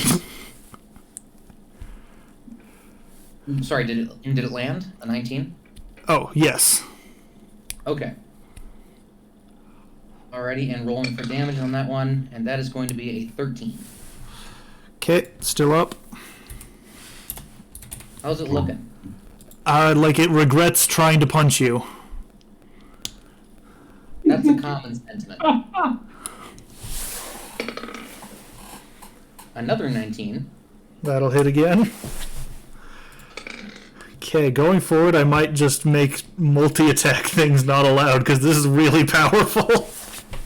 It wasn't, just for clarification, it isn't a multi-attack thing, it's my fighting style. Yeah, Michael, get it right. Your fighting I'm sorry. style is attacking multiple One- times. I get. That's how you would do it. It's that I get 2 attacks through my fighting style, 1 with each hand, and then I've got independent actions that I can spend on an attack. Anyway, I get it. This is a little. Eddie, you've ridiculous. broken the game, and Michael is going to make consequences for you. It's okay. I think the boss will be good still. Oh boy. Anyway, so 7th roll, right? Is what this next one's going to be? Yep. And that is going to be a 22. Still hits. And that is 16 damage. Okay, now it's dead. So I imagine that if you don't mind me narrating. Please. So the Matthew Mercer, how do you want to do this? if you don't mind, I would enjoy it. Go ahead. The Balgura takes that punch. Momoku feels it coming somehow and kind of does this matrix bend under it and drawing his sword and slashing it as it goes past. At which point he dives low, going through the thing's legs, slashes either one of those, then goes up his back and brings down both swords into the back of its neck. Okay, yeah, you do that, and as you slam your swords into its neck, it falls to the ground with a whoosh of air as its lungs deflate, and it kind of honks as it dies. Honks. Nothing personal, Momoku says as he pulls out his swords again. Nothing personal, kid. It's not often you get to say that to a demon, so I'm gonna use it when I can. Okay, what's next? I still got some movement left, right? Yep. So he's gonna run up behind the dredge and yell, "Why don't you pick on someone your own size?" My gosh. It's pretty close to the same size as Oakley. He understood the assignment. Oh wait, that's how big the dredge is? Yeah, the dredge is little. Oh, okay. So let's imagine So- that Momoku yells that as he's coming through. It And then turns as he passes around. the tent and realizes the situation, he kind of cuts off about halfway through that. It turns and looks at him and just holds its arms up like, "Excuse me?" Who's do you- the rude one now?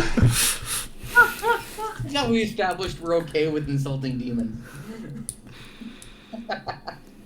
Alright, who's up next? Okay, next up, Oakley. Yay! Yay! Yay, it's finally my turn. I'm gonna turn into a gaseous state and float towards the ship. Amazing. Very nice. Okay, Oakley vaporizes and just drifts away. He just said no. Not having any of this. Anything else? Nope. Okay.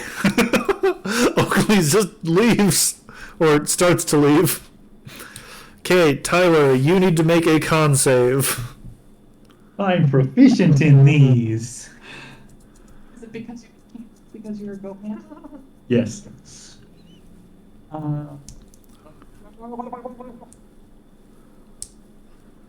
15? That passes. Yeah! Hey! So what's that mean? It means you don't lose your next turn, but you still lost this one. What's this one? Okay. Okay, the Manes is gonna run over to this tent and Nice. wait there. Glabrezu time. So it sees that Momoku has been hecking stuff up, so he's gonna go and take some swipes. Take your best shot. 6 swipes, bro. Swipe right. Okay, so first,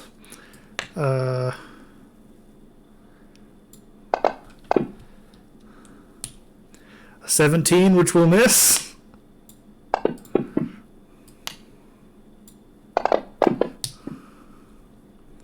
A 20, which will miss.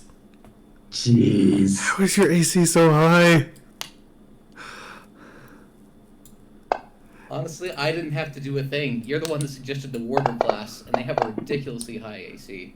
Okay, well that's a nat 20. Alright. Hey.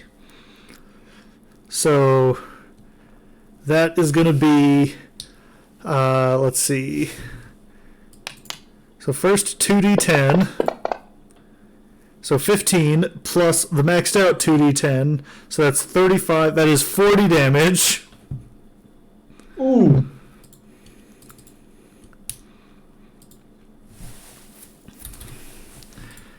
And then it is going to make its final attack.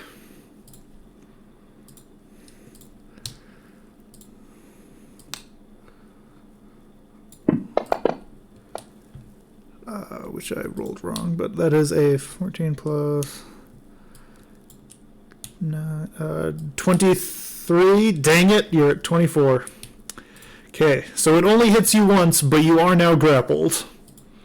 So Oh. it comes over, it swings at you with its claws, those miss, and then massive pincer arms swing around, and just one of them clamps you, and you are well and truly got. Yeah. This is what it looks like, I see. by the way. Oh, clamp boy. Alright. This should be interesting. Turn a Rathalos into a Scaly. Sheila, you're up. Oh, Michael. I regained 4 HP last turn. For why? Because I just did. Because he can't. Because I got regeneration because I'm a healthy ghost. Okay. Yeah. I'm gonna continue flying. I don't know what I just did. What? You left a little measurement on the floor. I didn't mean to, and then I just closed the map.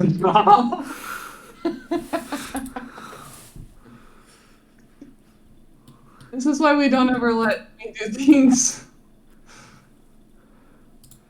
I can't get rid of this.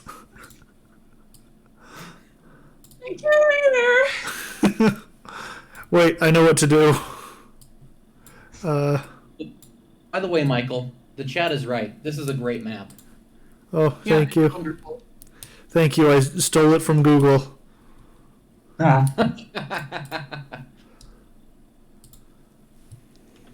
I'm gonna fly that close. Okay. And we're gonna cast Firebolt. Okay, what that do? Is that at the Dretch or the Labradoodle?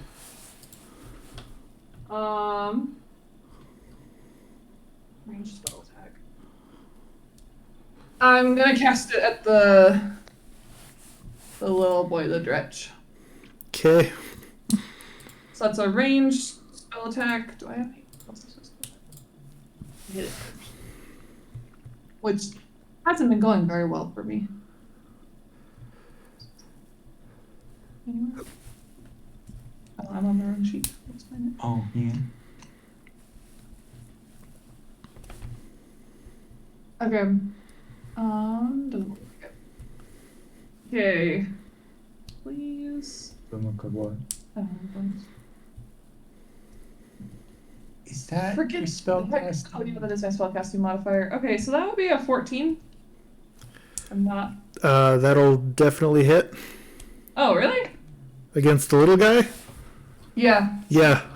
It's got Okay, so that's 3 11. 10 plus 1d8. Dang.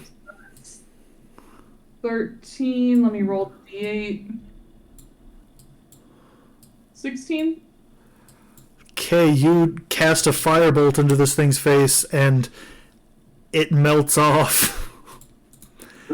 This thing immediately dies. What does this look like from you? From me, like how I cast it. Yeah, what are we seeing as observers? I mean, this one's more just. In case you haven't noticed, my polearm is very important to me. So, it's less of a sweeping motion this time and more of just a stab in its direction. As just this little bolt of fire just shoots out. Pew. It's kind of almost like what you'd expect from somebody who's like annoyed with a fly. Or just kind of like just go away. Okay. So you annoyedly poke at this thing and it just vaporizes. Anything else? Bye, Felicia. I guess I have one more attack. I totally did not forget about that. We're going to. Should I try? How is the Clampy boy doing? It has not been hurt yet. Oh. But Momoku is grappled, right? Yes. Momoku, why'd you do that? Picking up my plans. He has tons of health. Do your plans. I'm just gonna swipe at it and hope for the best. And Daniel is my witness. I am being honest at my dice rolls, but I'm switching out my d20 again. Again. Freaking, I mean, that's a 13. That doesn't hit. I mean, that was better, but like, freaking heck. You're just getting all the bad rolls out now before the final boss. What was that? You're just getting out all your bad rolls before the final boss. Oh no, you know how my rolls work. We've been friends too long. You know how this goes. Okay, anything else? Momoku, are you like dying or are you okay?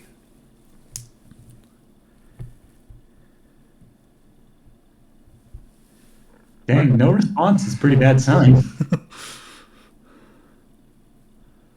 I am going to stay right where I am then and not go anywhere. Okay. Momoku, you're up. If you can speak. Testing, testing. Yep, we can hear you. Maybe just don't mute yourself. It takes me a while. It's how I get into character. I forget to talk. Oh my God. So can I do an acrobatics check to see if I can get out of this grip? Nope. Grappled is just strength.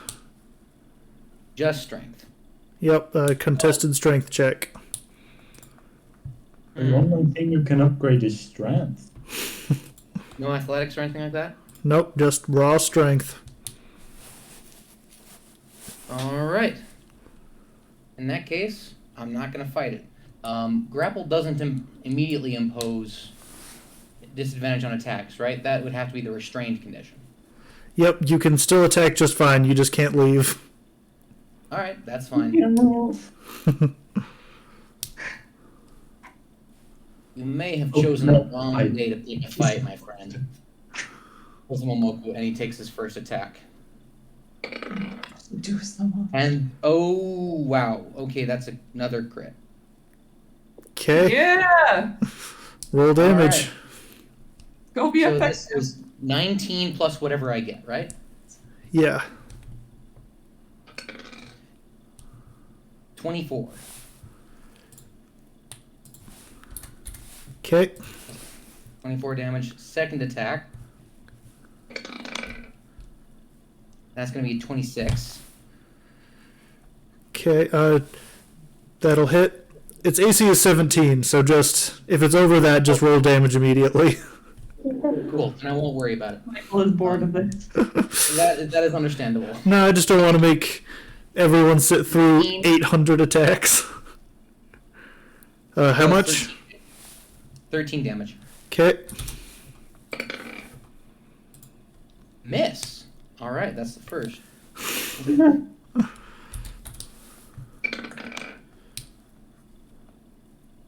That's a hit, and 18 damage.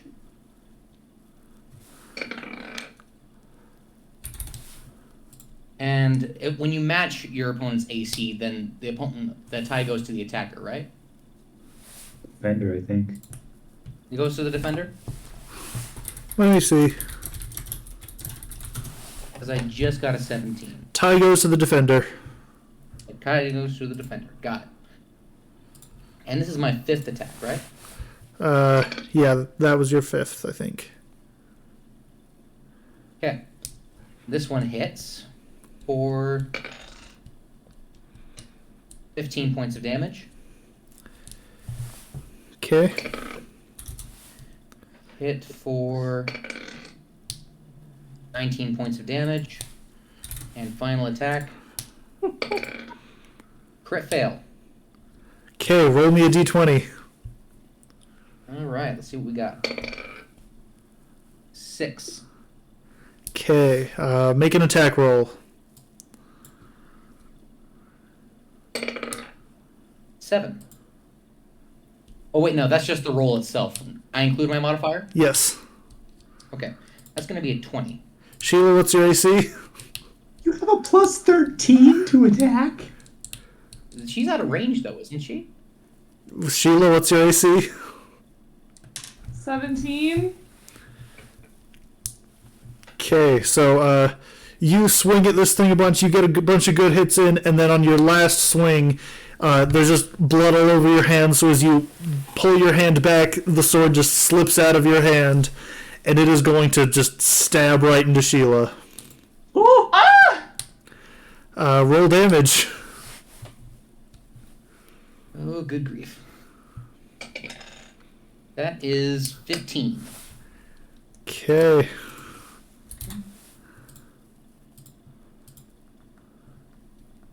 The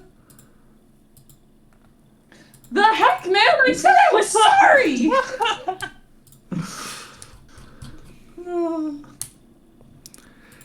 Anything Oh, else? I do get a few hit points back from my regeneration ability. Oh, yes. So you are 50... I'm so Three, low. right? 53. Yep. You now only have 53 wounds. Okay. Okay. Oakley, what are you doing?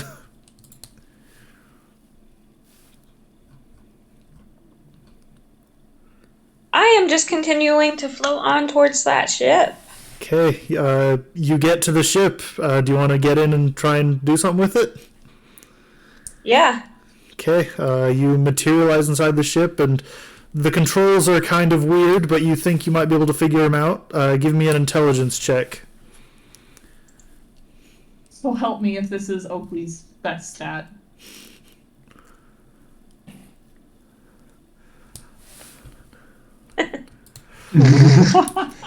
Okay, I thought it was a 1 for a moment though, so that's better. Okay, you activate the guns on the ship and just destroy this red tent over to the right. You just obliterate the entire thing. Sorry, which one? Let me see if I can ping it somehow. Please don't let non-monsters have been Put a involved. measurement tool up again. That one. Excellent. So it is now destroyed. Pew pew. Okay, Tyler, you're up. Yay! Before I forget again, I get 4 healthy Goatman points. And then,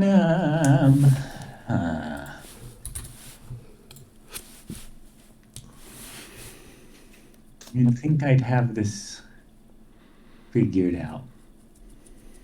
Ba-ba-ba. Ba-ba-ba. But I'm going to teleport behind Big Boy here.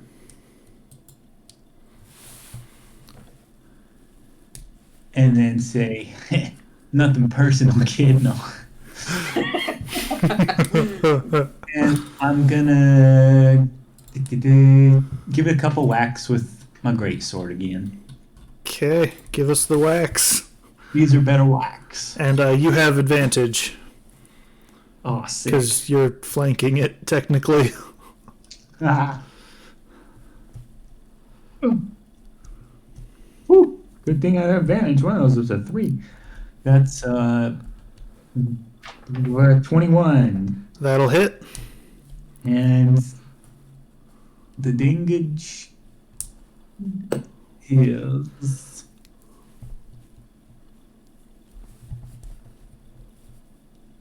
okay. That's 8 damage. Okay, yep, you hit for 8 damage right in the back. And now I'm gonna do that again. Okay, That's a nat 20.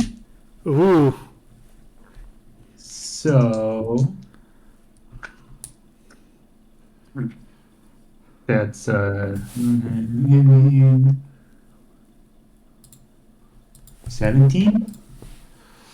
17. Wait, 17 damage on that?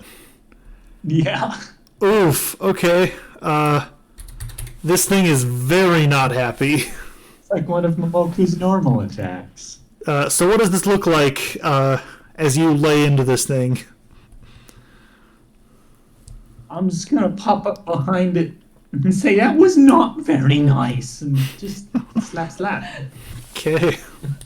You slap it with your sword a few times and it is bleeding profusely. Okay, next up, the Manes will take its turn. And it goes inside the tent, and you can no longer see it. It's doing something.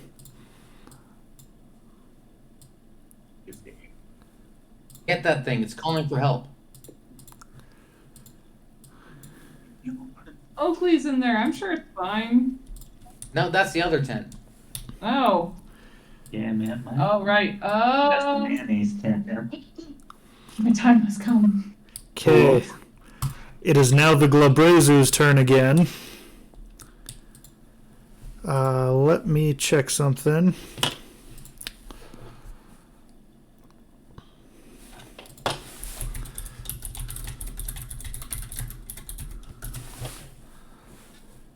Okay, it gets advantage on you with all 4 of its attacks again, since you are grappled.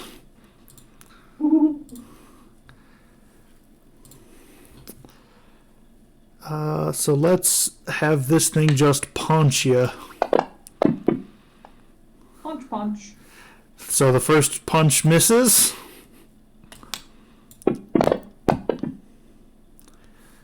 And the second one hits. And does 5 damage. This thing is supposed to be like a CR-13, and it doesn't do that much damage. Momoku, this is the part where you say, ow, my, spleen. And that's a miss.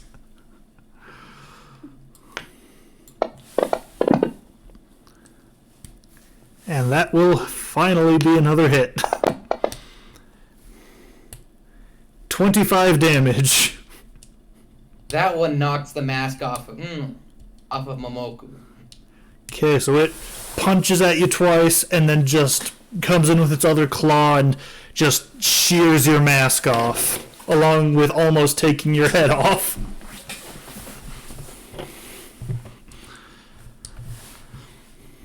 What can we see from Momoku's mask from Yeah, is there any dark reveal?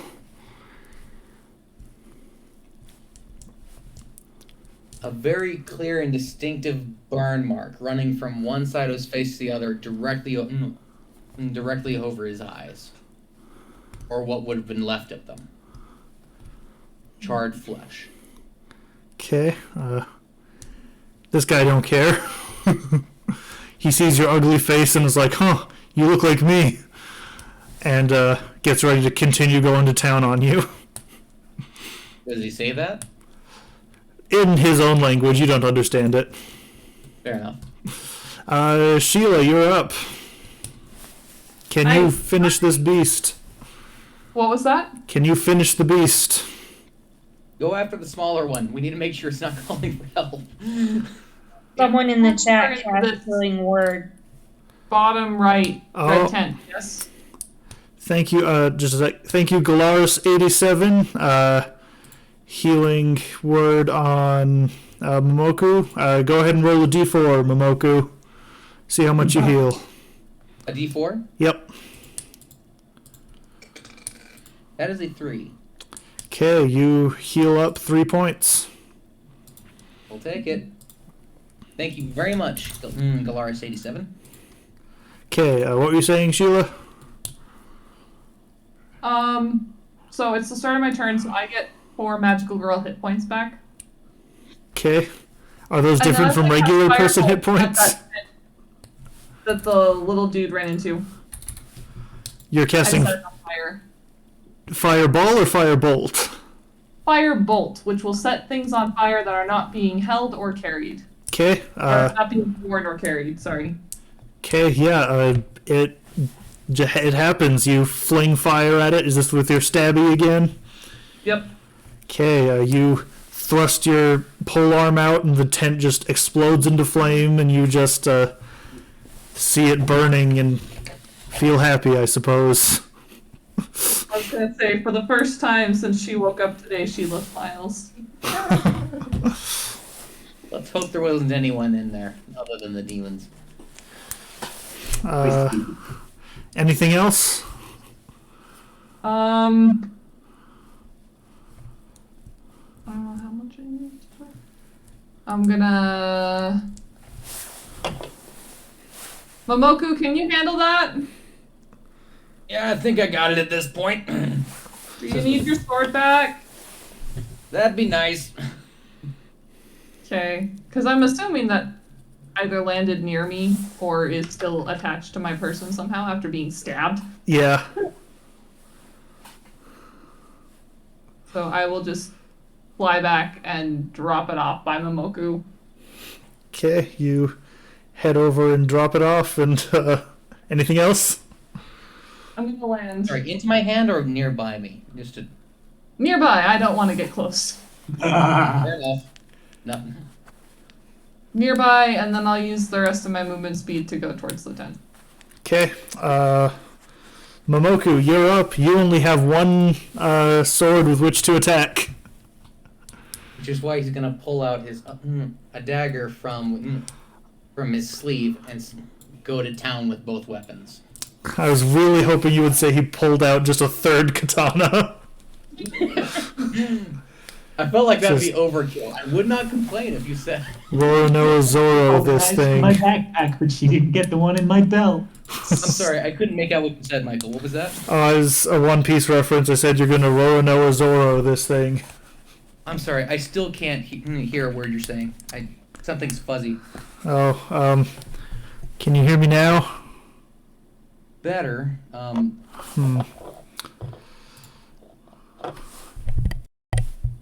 He made a One Piece reference. It was wonderful. Yeah, that's all. Okay. So, I would not say no to a third katana. But you didn't say yes to it during character creation, so you don't have one. That is fair.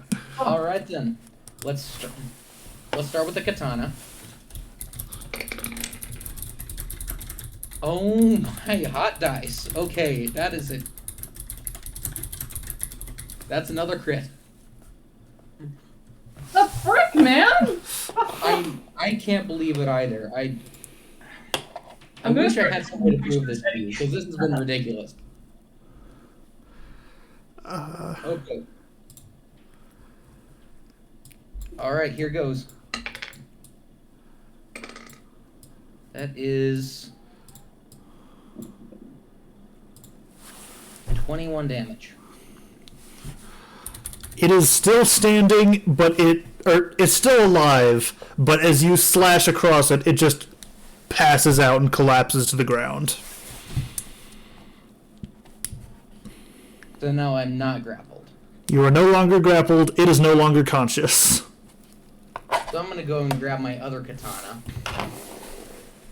and walk over to it and just look at my companions and say, any objections to finishing this now, or do we want to let it live so we can get some answers? What answers? Like, why the frick are demons treating humans in hospitals?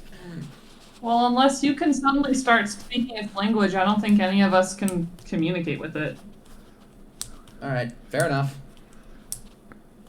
Anything else before I cut off its head? I'll Don't take make it that. suffer anymore. Fair enough. And with that, Omoku brings down a single katana and beheads it. Okay, it's dead. The only thing left is the Manes, which we won't do initiative for. You all hear just like a shrieking sound, and as you turn to look, you see the Manes like dragging an injured person from the tent who looks like no more than 12, and they're both on fire, and they collapse to the ground dead. Omoku's gonna sprint towards the tent. Okay.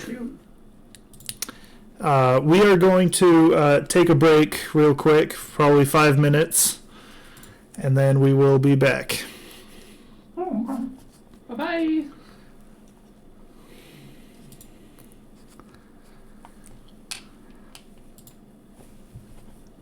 Noisy.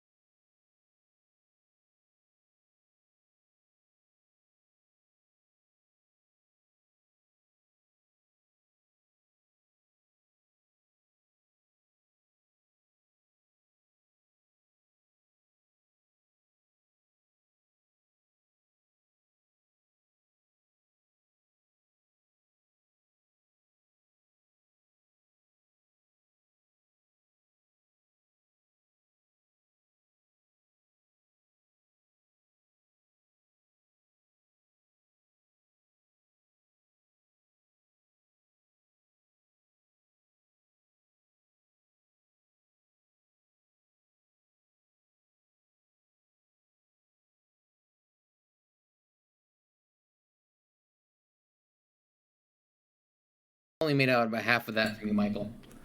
Okay, we are back from break. Hope y'all are still here and still watching. Oh, thank you. Pendcast has just spent their points to cast Bless on me. So the DM is now blessed. Uh-oh. What does that mean? You'll have to wait and see. I don't like that. Okay, so you've defeated all the combatants in the camp. What are you going to do next? Get on the ship. Guys, Get on the Whoa, ship. whoa, whoa, whoa. Hold up for just a second here. Momoku's gonna enter the hospital tent he saw earlier. You guys figure out how the ship works. I gotta talk to a few people. just popped up into that ship. And So Momoku's gone and salvaged his katana and put his what's left of his mask back on. And is now going to talk to some troops. Okay, so you walk into the tent and you see exactly what you saw before, the wounded soldiers just laying down in pain.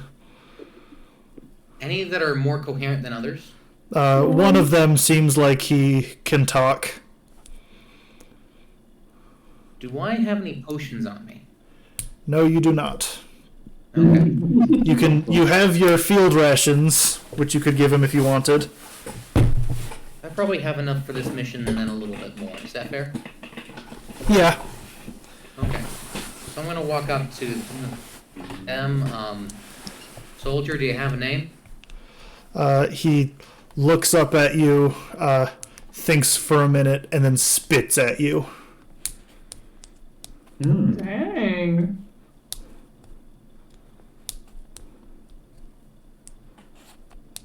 Is that how it's going to be? I'm sorry to hear it. What's going on here? I've never known demons to do anything. What's going on here? He winces and then holds up an arm, like gestures you to come over. I'm afraid I'm staying where I am, soldier. Fine. Damn traitors. You already killed all the medical staff. Leave us here to die. How do you mean? I don't need to talk to you. You don't need to.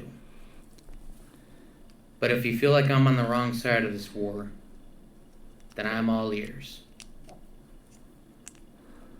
I led a rough life prior to this war. I've got far too much innocent blood on my hands. If you feel like I'm spilling it now, tell me so I can stop. You want to know what you can do to stop?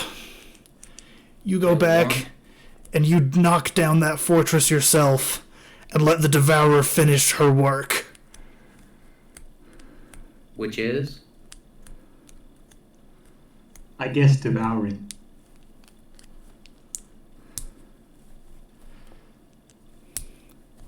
He, after he's said his piece, he lays back down and isn't talking to you anymore. If you want to convince me, you're going to have to give me more than that.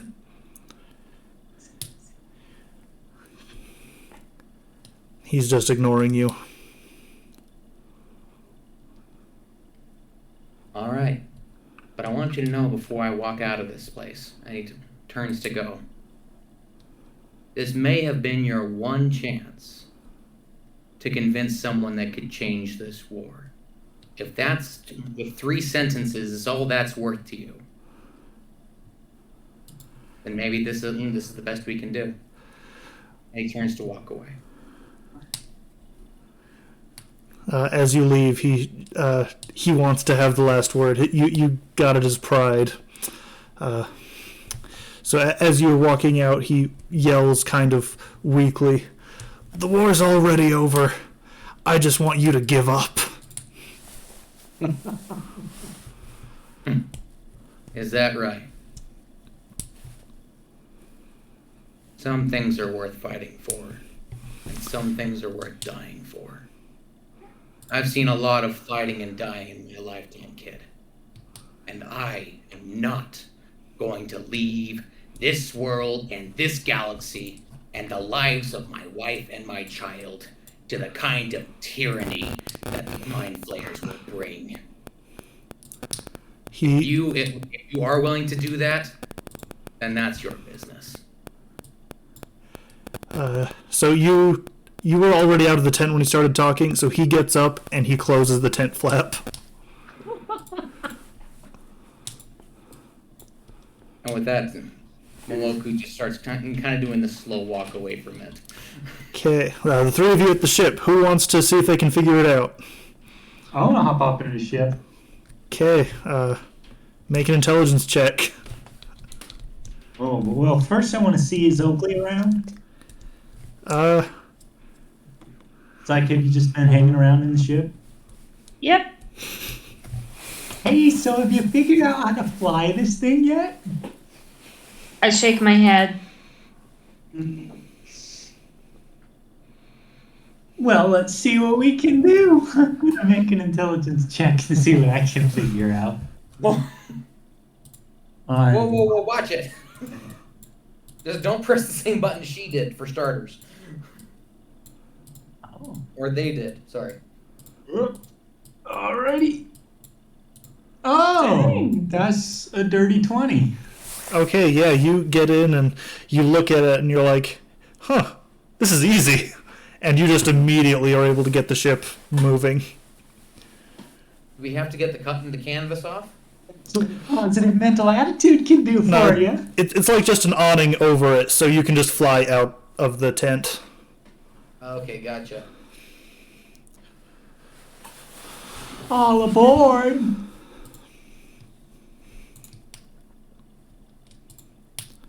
Toot toot. Okay. You all getting aboard the ship? Yep. I'll hop in. Yep, we're getting in.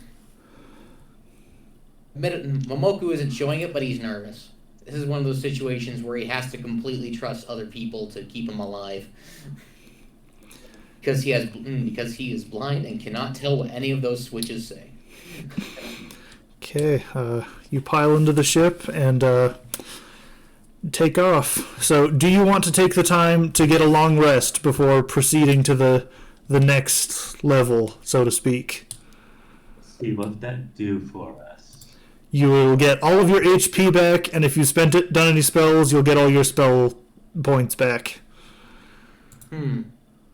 Let's see how much health. Just out of curiosity, can I see how much health I could get back from a short rest, just for context? You could get back at most. Let's see. Best case scenario, you could get back. I mean, you could get it all back. Actually, I forgot that you're level freaking 15, so you have 1 million hit dice. But the whole point of doing the unicorn thing is you get a free long rest. There aren't any consequences for it. True, but there might be more benefits to moving quickly. The 3 tenets of a strike team like this are surprise, speed, and violence of action. Don't forget a positive mental attitude. I mean, if you don't want to take the long rest that I'm giving you, you don't have to. I'm just wondering if there's some kind of advantage. If the fortress would be less likely to fall, if more lives would be saved. That's what I'm trying to get. I'm feeling pretty off my game right now, so like, if we could just take a nap, that'd be super cool. A nap as in a long rest? Yeah. Yeah. Hmm. Yeah, let's do it.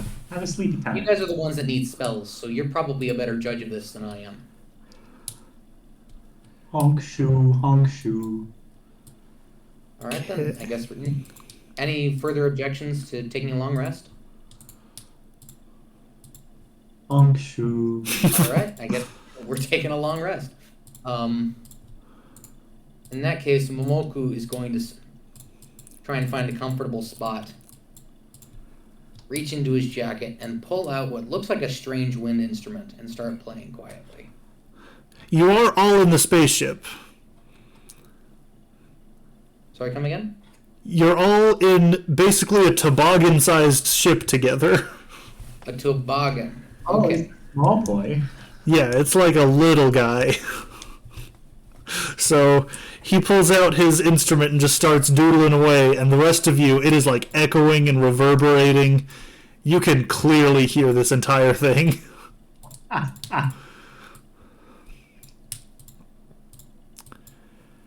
Are they shifting in their seats in a way that Momoku could make out? Are they?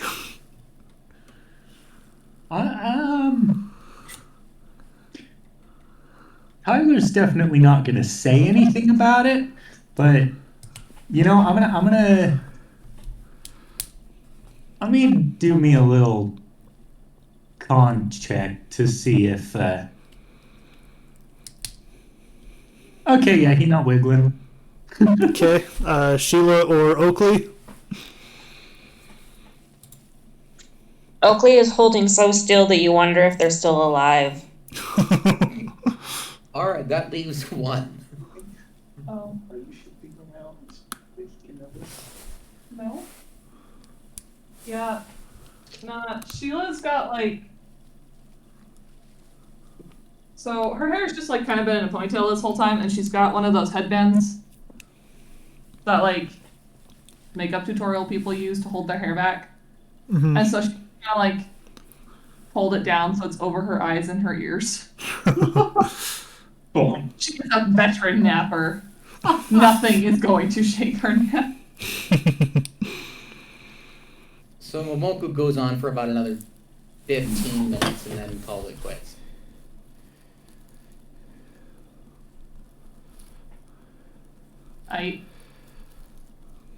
So do we want to take the ship and park it somewhere else out of the way so they don't come looking for us? So what makes you safe in the ship is having it hovering in the middle of the fleet. Okay, gotcha. So we're already in an inconspicuous place. Okay, so you get through your nap, you all wake up feeling refreshed and a little annoyed possibly. Yeah. And Tyler, are you going to continue to fly the ship?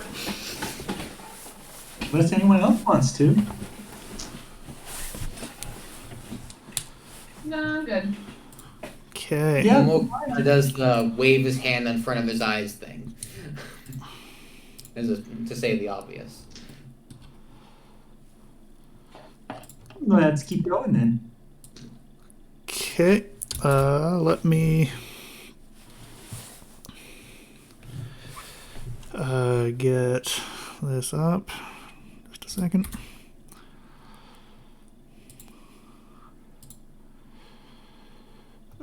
Desktop, there it is. I forgot to prepare one of my images in advance, so I've got to grab it real quick.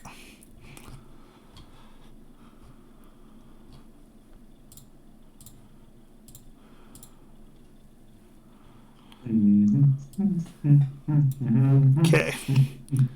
So I just dropped the image in the chat. You approach the Mind Flayer flagship, Goopy. which is very large. Like, that is 4 decks on top of each other. Nice. Like a full-on battleship in the sky by... Yes. And its main weapons are those massive tentacles that, as you're approaching, you can see that they're lashing down and grabbing just entire squads of soldiers and just crushing them and flinging them across the battlefield. So you don't see any obvious entrances to the ship, Tyler, so it seems it will only open if the proper command is given. You're not psychically able to give it, so how are you getting in?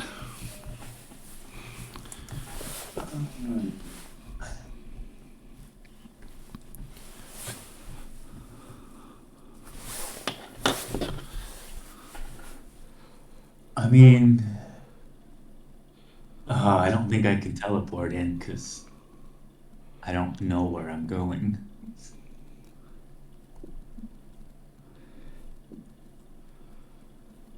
Does the ship count as an animal in the context of speak with animals? I'll say yes. Oh, That is amazing. It's like a Martian bioship. Like a what? A Martian bioship from Young Justice. Ah.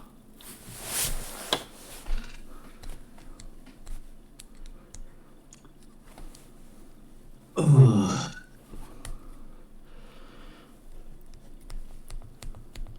Oh, I don't know.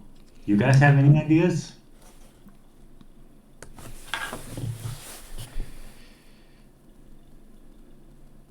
Um. Can we not just go dock on the big one? You don't know how to tell it to open the docking bay. Open bar. I'm gonna tickle the door. Of your own ship? Yep. Okay, you tickle the door and it opens. Oh no. Wait, were we not already? No, we're in space. Oh no! No, you're not in space. You're in atmosphere still. You're just over the battlefield. Oh yeah, right. I'm gonna pat the side of the ship to try and get the door to close. Okay, you close the door again. So I figured out how to open the door. Oh. Should we just Our door or their door? hop on top of Our- it?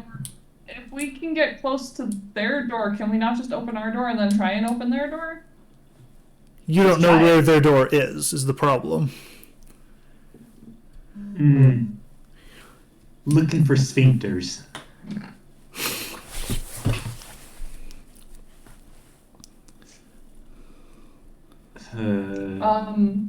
If you Would get that me be a- close, I might be able to carve an opening through one of the windows. For ship sphincters? I didn't quite hear what you said.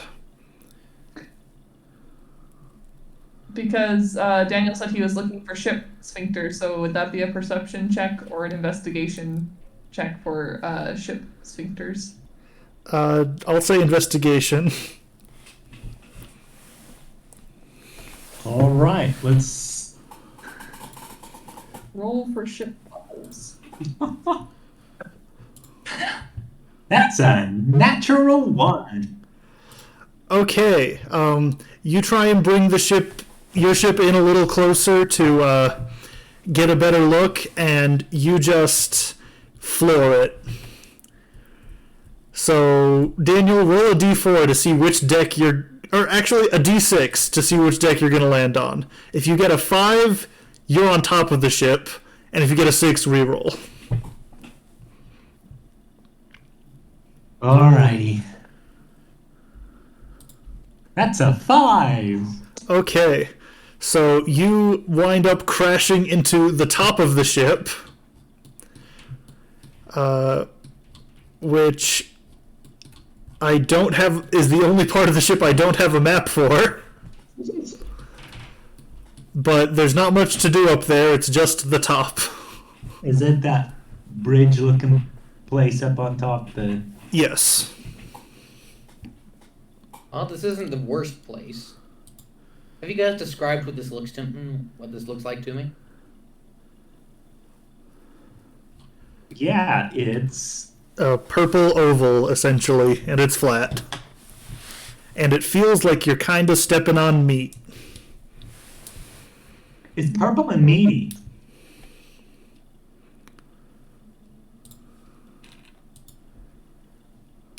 Is there a way out of this room?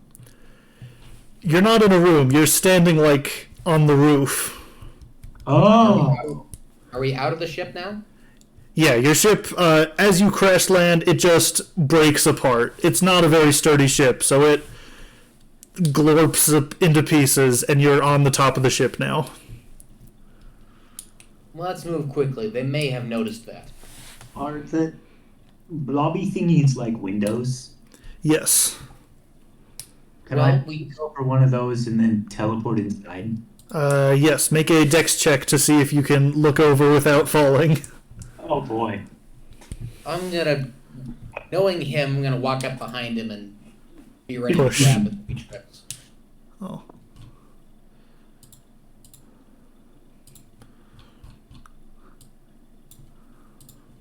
Hmm.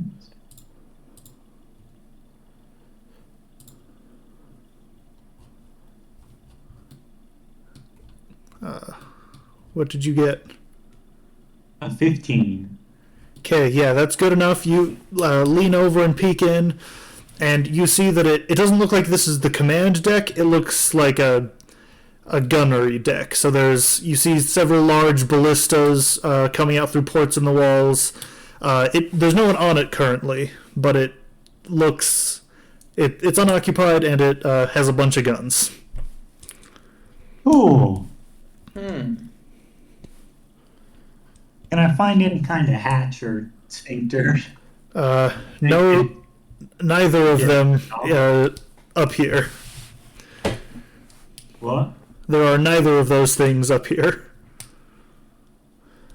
It looks like there's a way down to the lower decks from inside, but no way inside from outside. Okay. Tyler, what do the windows look like? Are they thick? Are Clear. there openings for the ballistas?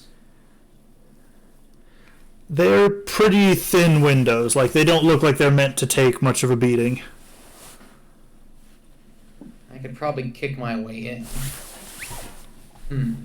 Or Sheila can, since she's got wings and she won't be worried about falling. I need all of you to make a dex save. Okay. Make a dex save? Everybody. Uh-oh. Okay. My sheet. I get. What else is it plus 19. Oh. 14. 16. Great. It's all of my dice. I got a 9. Oh no! Okay.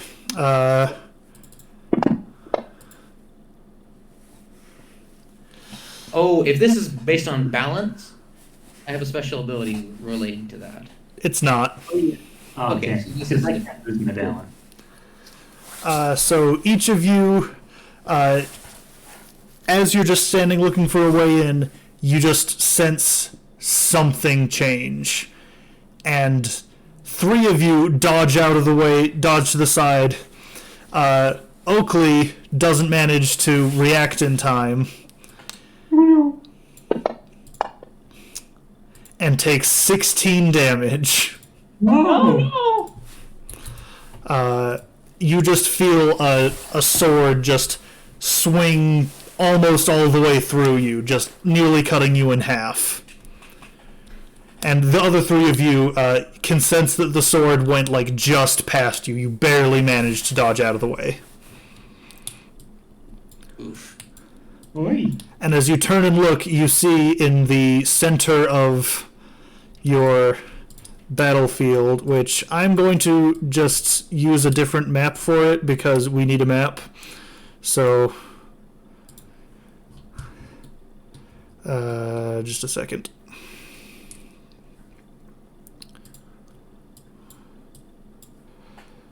Okay. Oh, dang it, I keep being stupid. Would you believe it?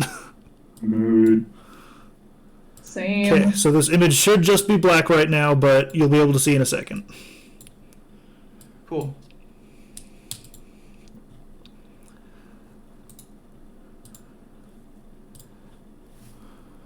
Whew.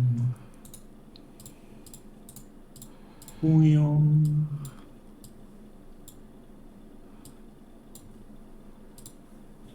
Okay, and let me turn on party vision. Oh, shoot, I forgot to turn party vision back on. Just a sec.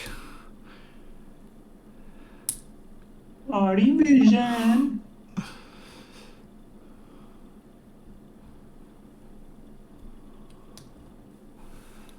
like to see, please? Okay, I can't find the option for it, so let me see if I can finagle it and cheat the system. Ah, there we go. So this is the top, or this is the gunnery deck? You're on the top, but I'm using the map for the gunnery deck because it's the same size. Okay, fair enough. So none of the obstructions are there. Correct. Tis I. Who am I saying? You. And as you turn, you see in the very center a figure that looks like just the silhouette of a person. What do I see with my... You get basically the impression of a 2D cutout of a person. Interesting.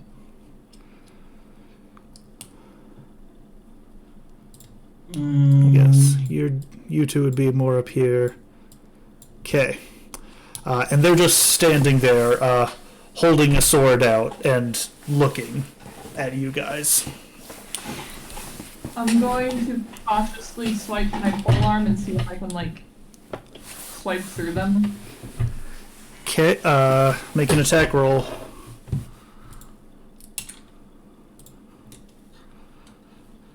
We know how this is going to go. It's a natural 20, so you know, I'm surprised too. So that'll be a 25. Okay, that definitely hits. Yay! First time!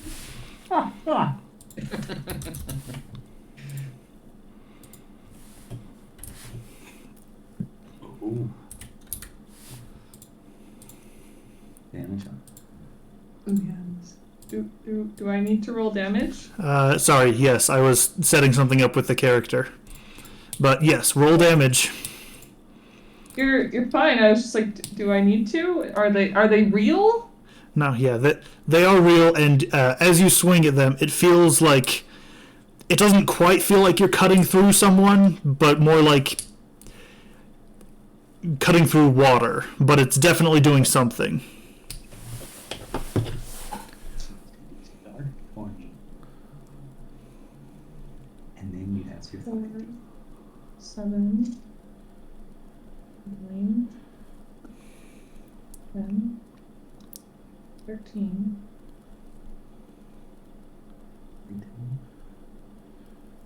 plus 2 is 35. 15, so... Oh. Yeah, so that would be 35 points of damage? Okay. This figure seemed like they were about to say something, like they were about to do a monologue, and then you just cut right through them. Okay, wait, am I like...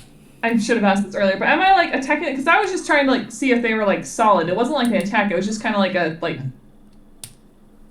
Yeah, the way it sounded, she was just trying to kind of prod it. Maybe we tank. Okay, if you don't want the 35 free damage on the boss. Okay, cool. But yeah, you poke it and it,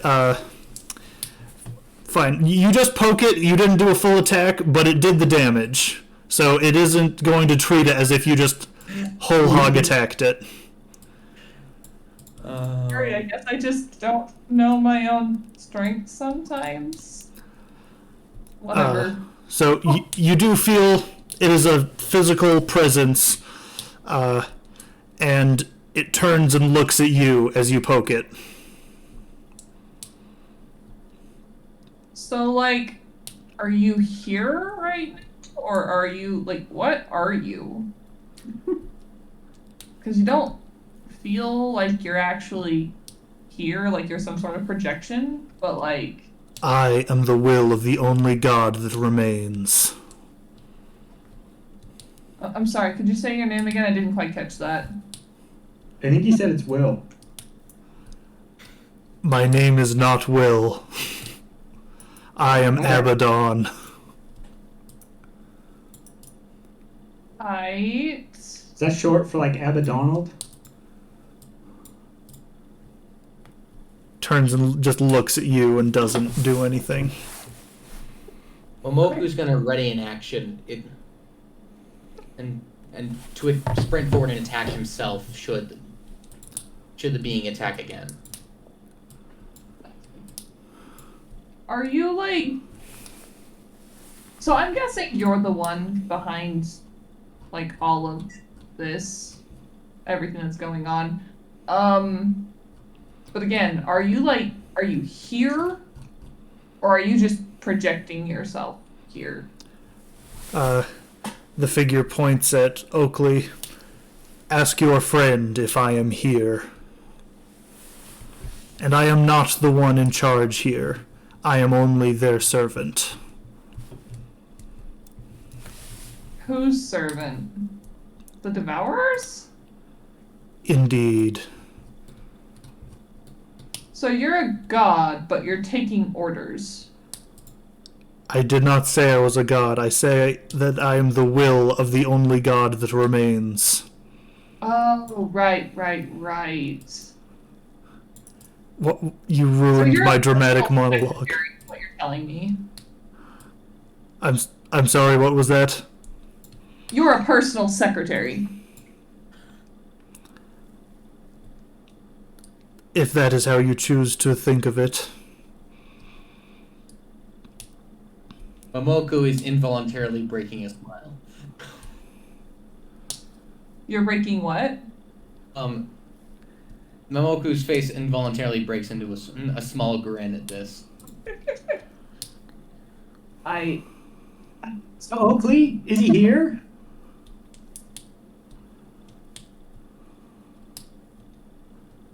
Oakley raises his arms. That's a yes. Cool. Oakley, you're not working for him, are you? Oakley shrugs. Oakley? That's kind of a worrying answer, bud.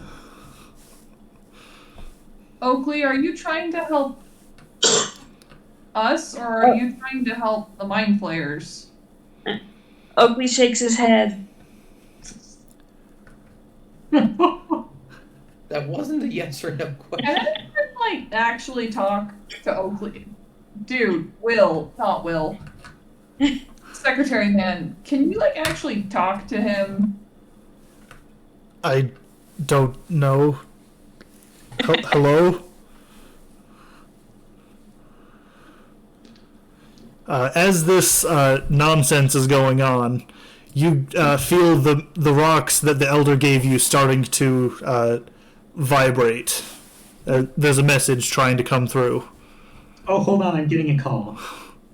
I don't want to receive the message. You just pull it out and talk to the rock. Or what?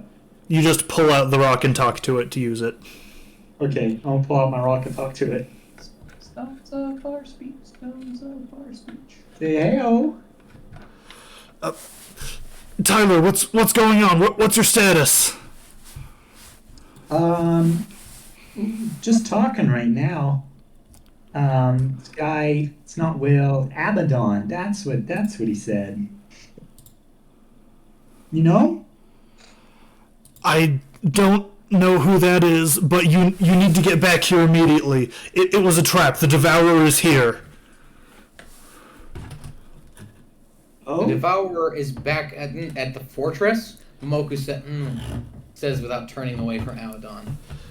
She's almost at the gates. We're doing everything we can to slow her down, but you need to get back here as soon as you can. Understood. oh boy. It looks like what we've got to do then, since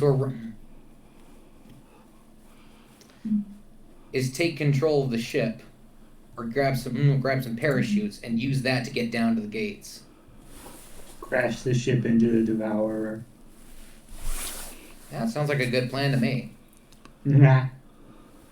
But to do that, we're gonna have to deal with this guy. Whatever you do, do it quickly. I'm preparing the last resort, so if you can get down here and buy us just a little more time, we might be able to make it through this. Gotcha. Okie dokie.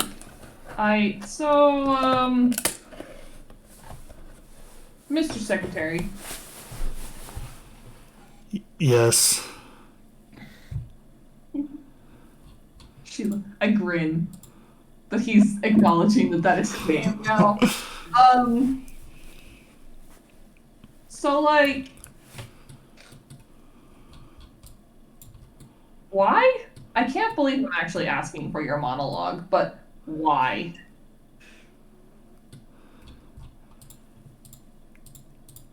Why? What?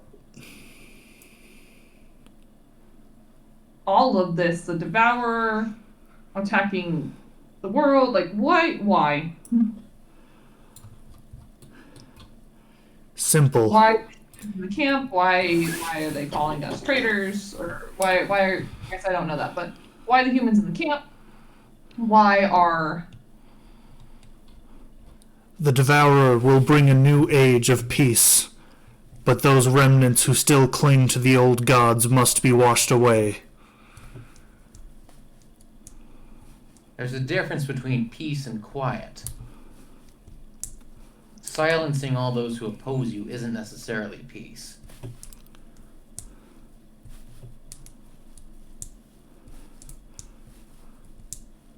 Ditto? Well, it's been fun talking to you, sir.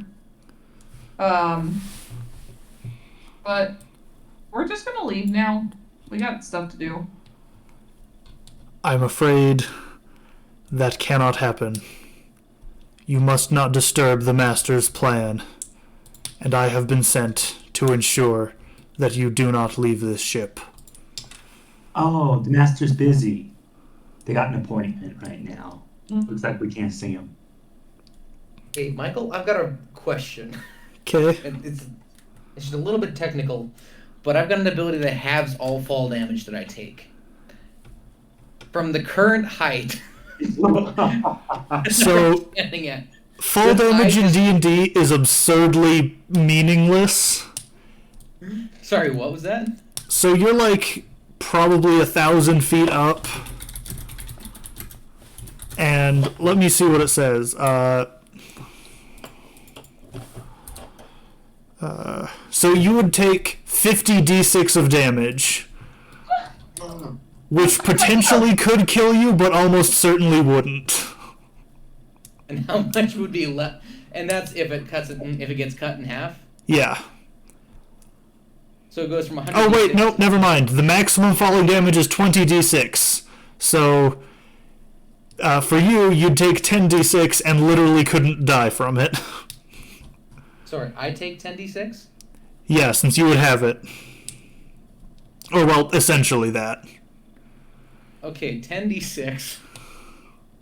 Guys, how would you feel if I just jumped off of the ship? Well, considering How you're gonna close- have to fight the Devourer, probably not the best idea. All I need to do is buy time.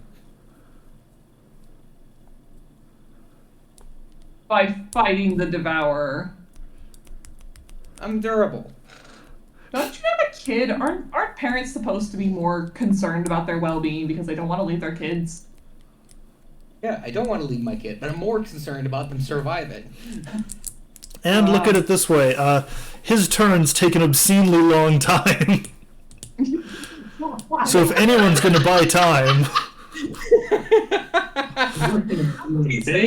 I would like to attack Abaddon again. I'll rush in from the same time. Okay, everyone roll initiative. I'm sorry, I just wanted to know. Good idea. Okay, Oops. we are looking at That one! Sorry. a 14. Okay, what did other people get? I got a natty 1. 24. 14. then just a sec. 1. Okay. Mr. Executive Secretary. Okay, Sheila, you get to go first. Oh, heck yeah. Watch me goof it all. I'm going to attack him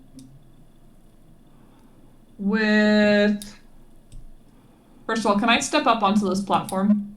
It isn't a platform. It's supposed to be flat, but I had to use this map because... Because we went exactly where you didn't want us to do, like a typical D&D party. How dare we? Yeah, I mean, I gave you the option, so it's on me, but... Okay. And I'm going to step up close to him and attack... does an 18 hit? An 18 will hit. Sweet! I'm going to use Booming Blade! Okay, what does Boomer Blade do? Boomer Blade. That's great. Excuse you, if anything, Sheila is a millennial. That's why she's calling people boomers. She's tired all the time and lives in exercise clothes because they're comfy. Like, come on, guys. Booming Blade is a melee attack, so I do my normal damage plus 2d8. And then the, what's it called? The target becomes sheathed in booming energy, and if they move 5 feet, they will take 2d8 of damage. Okay. Booming energy. Big boomer It's energy. basically, it's shatter, but it's activated by movement. Okay. That is active, and how much damage do you do? Or is that the only thing it does? Give me a sec, I need to roll a lot of dice. 5d4 plus 3d8, because I have an extra d8 onto my regular damage. That's 1, 3, 6, 10, 12, plus a d8. Momoku, start rolling your dice right now and just note them down. That's 26. Okay, 26. Okay, what does this look like? Are you just coming for a stab or chop, or what you doing? I'm gonna take a slice at him. Okay. And as I do, the spike of my polearm is going to glow yellow, and he's going to get covered in... He's going to be trapped inside of the yellow pillar, basically, for the next round. Unless he decides to move out of it, which he totally could. Okay. Anything else? Oh, I get another attack. I'm still not used to this, can you tell?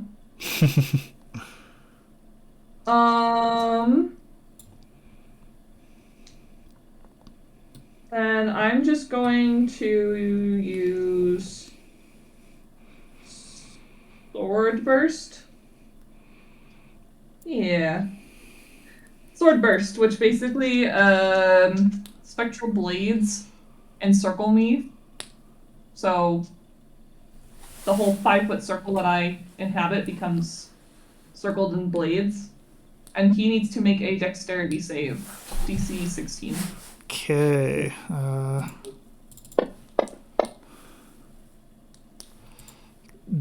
I'll tell you what it is as soon as I unbury the chat. 18. Dang it. Rude. Rude! Then I am going to... Oh, maybe I should have just disengaged and said, whatever. I'm gonna chill here then. I don't want an attack of opportunity. Okay. The shadowy figure recovers from your attack and reaches down to one of the scabbards at its side, because it's resheathed its sword, obviously, so it can have this cool moment. It reaches down and to its sword, and you hear just a deep rumbling voice. Holy Sword Demos, first sacrament, and it swings out and attacks.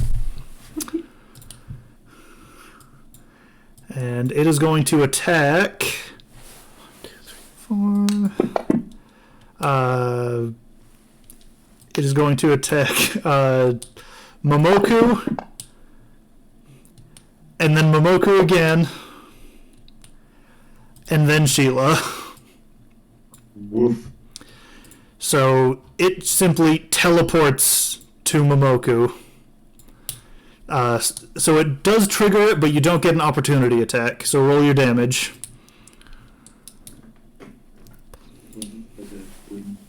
Oh, roll for my boom. Yep. Okay, 4, 9, 13. Okay. And then it is going to make its 2 attacks.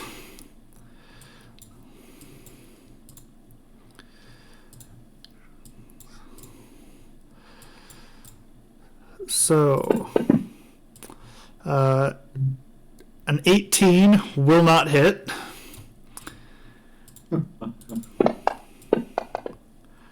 Gosh dang, it is just rolling bad. A 17 also won't hit. So, neither of its attacks will hit Momoku, and then it's going to attack Sheila. Will a 21 hit? Do I get an opportunity attack? No, it teleported. It didn't walk. Okay. Okay, so it did it again. Interesting. Where is the map? Okay, you take 16 damage. Owie! And then it is going to action surge to Rude. immediately attack 3 more times. Oh my god. Rude. Give y'all a taste of your own medicine. Oops. Yeah, but it's funny when we do it. Okay, so now it's 2 more at Momoku and then 1 at Tyler.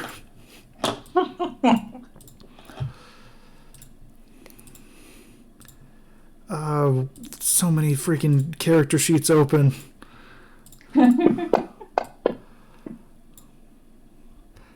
Okay, the first one, it will miss. And the second one, it will miss. This guy has a plus 14 to attack. Oh my god. And it just simply cannot. I was trained by the best. And that really sucks. Oh no. Tyler, I need you to make death saves with disadvantage real quick. What? Sorry, come again? All at once, make some death saves until it is determined one way or another. So like, Wait. we have saves? Yeah, so Don't tell me that any. Wait, what? How does this? make a death save. All right. Oof. That's a 3. Okay, there's 1 fail. Make another death save.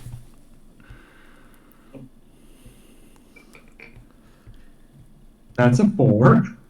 Okay, there's 2 fails. Make another save. I'm going to re-roll these with my mulligan ability. Okay. All of them or just the latest ones? Just the latest one, I guess.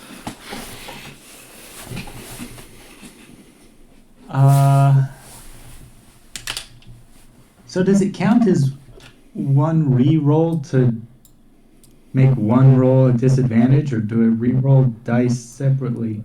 So if you use a reroll, you'll just reroll both of the dice. Okay. Oh, that's scary. Can I re-roll the same roll again? Yeah? Okay. So I've used 1. I've used 2.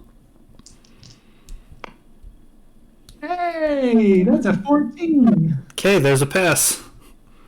Make another one. Okay.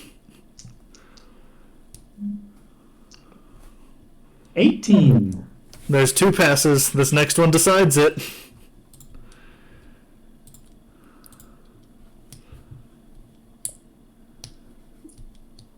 I'm gonna use another one Okay.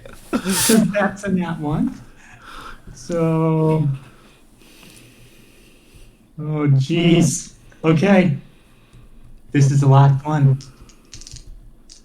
This is my last Mulligulligan. Is there anything else I can? Yeah, probably not. Oh. Well, that's a 3. Okay. You don't die. But first you're going to take the initial damage from his critical attack.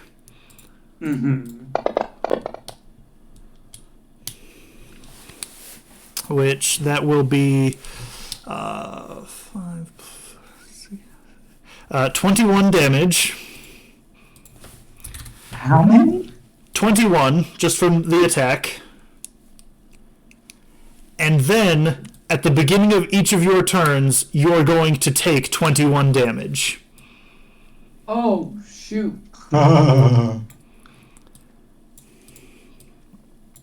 Okay. And it is now Momoku's turn.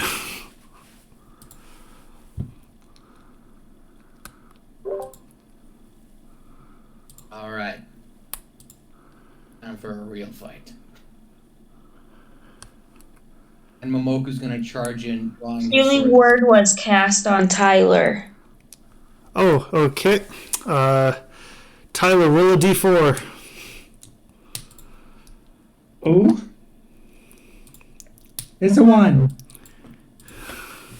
You heal 1. Yeah. Okay, on your next turn, you will now only take 20 damage. Oh.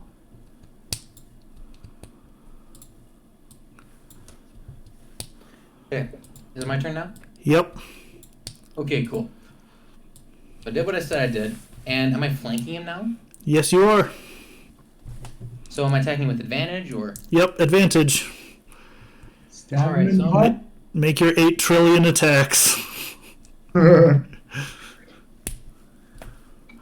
right, so that's gonna be a 26 for the first one. Okay, you... Okay, yeah, that hits. I'm trying to think of a way to... Roll all of your hits at once, and then we'll figure out how many damages you get to do. Okay, I'd be happy to. It's just gonna take. That's gonna still be slow because I'm working with advantage. Okay.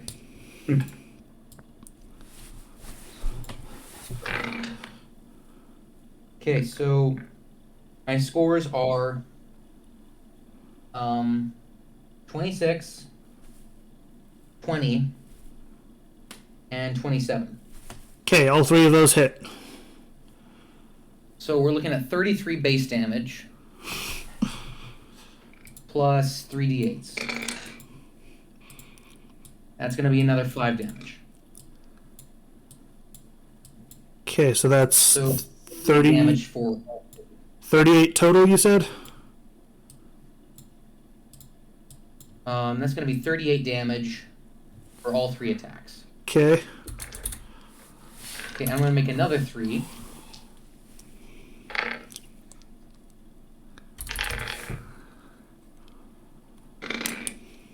And we are looking at 29, 27, and 28. All hit. Okay, so that's another 33 damage plus... That's a lot more. Okay. 33 plus 24, we're looking at 57 damage. Okay.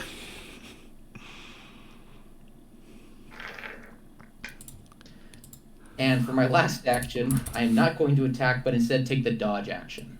Okay, what does that do? I believe it's it imposes disadvantage on people that try to hit me. Okay. So then that's your last action? That's my last action.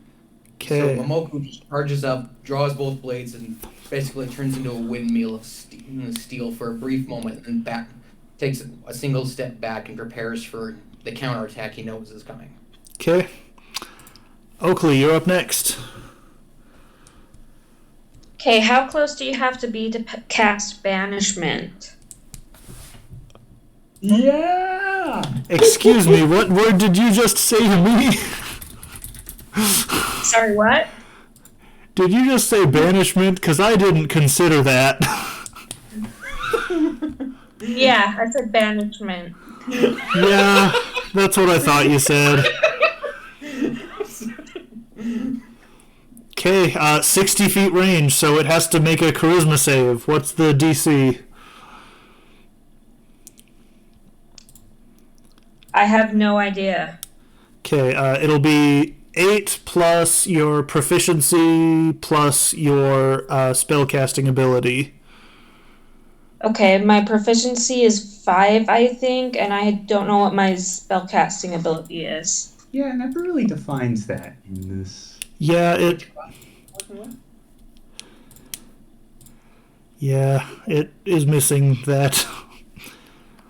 Huh.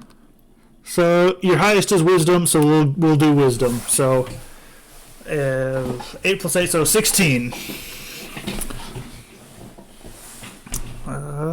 Can I make a save to have the boss fight not immediately end?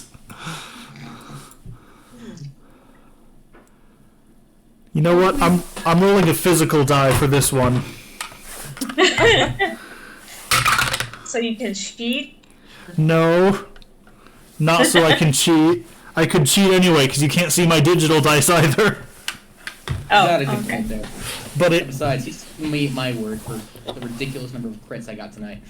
does pass the saving throw. It does? Yes. Ah. So as your wave of magical energy hits it, it seems to fuzz for a minute and it kind of like writhes in pain, but then stabilizes and remains in this dimension. Oakley frowns. Oakley, can you pretend that you're on our side? Oakley raises their arms. Yay! Oakley is the best and I love them. Sorry, what does it look like when Oakley casts her spells? Does she actually do more stuff? No, she just kind of vibrates a little bit. That's so good. Oakley, best character. Okay, anything else? Nope. Okay, Tyler, you take 20 damage. Ouch. Now, I'm gonna heal 4 of that back because of regeneration. Oh, so you'll heal before the damage is dealt, so you'll only take 16 damage. Ah. And then I'm gonna cast Cure Wounds on myself. Okay, how many is that? 7. Okay, you're now down to 25 wounds. Ah. I knew I should have put a pocket dimension in my pouch. Could have just yoinked the.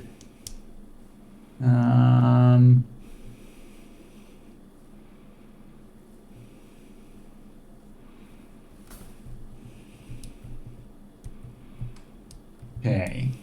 I'm going to teleport somewhere else. Wise. Like here. And then I want to throw my bolus at Abaddon's footsies. Okay, make an attack roll.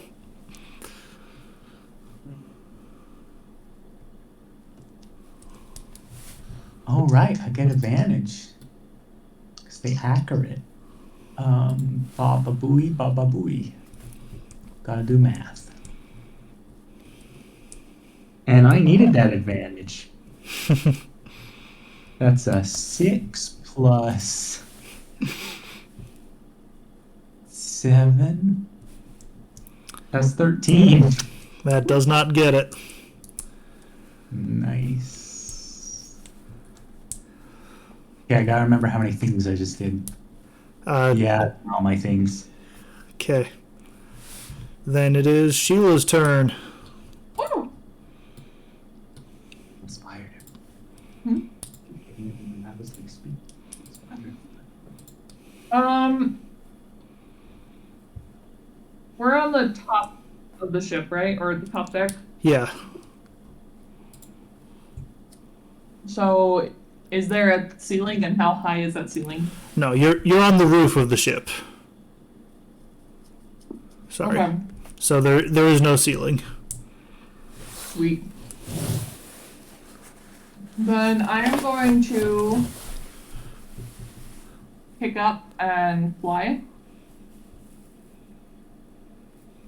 I'm not very high, just enough to make sure I'm out of everyone else's way.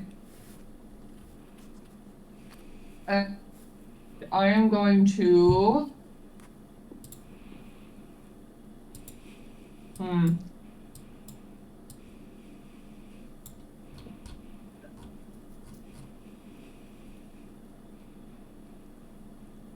I'm going to go over and cast Booming Blade again and take a swipe at him. Okay. Okay, Boomer.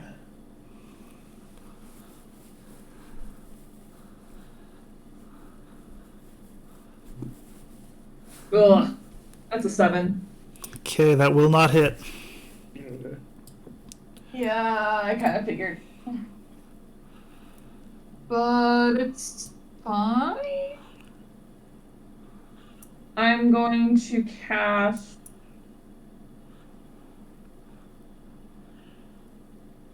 I'm going to cast Firebolt right in his face. Okay. And that would be a 23. Okay, that will hit. Yay! Yeah, the AC is 14. Nice. It's 4, 11, and 17 damage. Okay, so that's... Okay, it is almost 2/3 dead. Okay, wait, sorry. I forgot my extra d8. Okay. So add 6 onto that. It is closer to 2/3 dead. Are we entering the final phase of the boss fight? No, you're entering phase 2. If it survives 3 turns, if it gets to its 3rd turn, that's the final phase. Oh boy. Woo? Anything else? Nope, that's it for me. Okay. As your fire dissipates, it turns to face the two of you, Momoku and Sheila, and it drops the first sword it was using and prepares to draw a second one. And you hear its same deep voice rumbling out. Holy sword. Did I do Deimos or Phobos last time? What? I can't remember which one I said last time. Something with a D. Okay, then it draws Holy Sword Phobos, Second Sacrament. And I need Sheila and Momoku and Oakley to all make acrobatics checks. Oh. Huh, 10. Oh no. Oh no! Oh no!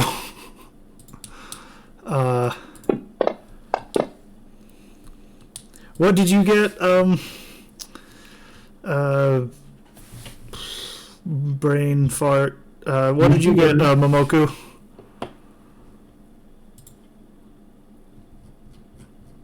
Momoku?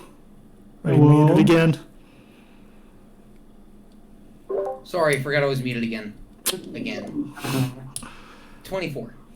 Classic Momo. Okay. What did you get, Sierra? 10. Okay, none of you save.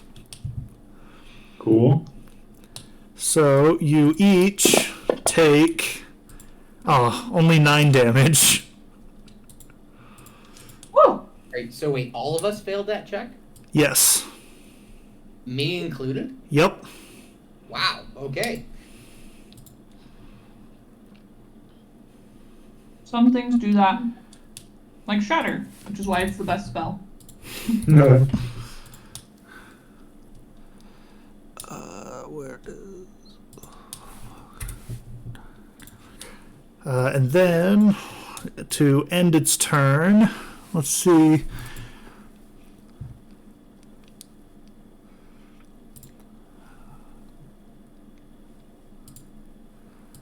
Ooh, what is this?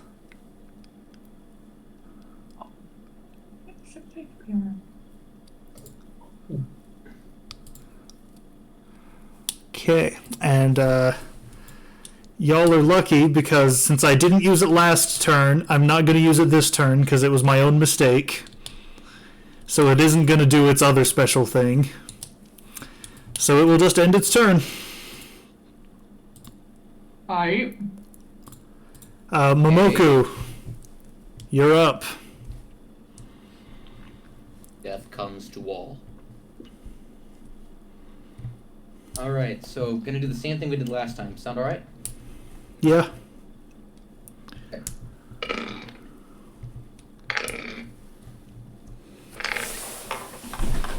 Okay, so we've got a 23, a 24, and another crit. Okay, all hit. No way. Okay, I'm gonna run through the lesser two first. And, okay, that's 22 plus 34 total for the first two. Okay. And for the crit, it's going to be... Okay, so 19 plus... It's 26 for the crit. Okay. So it was 32 and 26? Yes. For the first 3 attacks. Yeah. Okay. Here comes the next ones.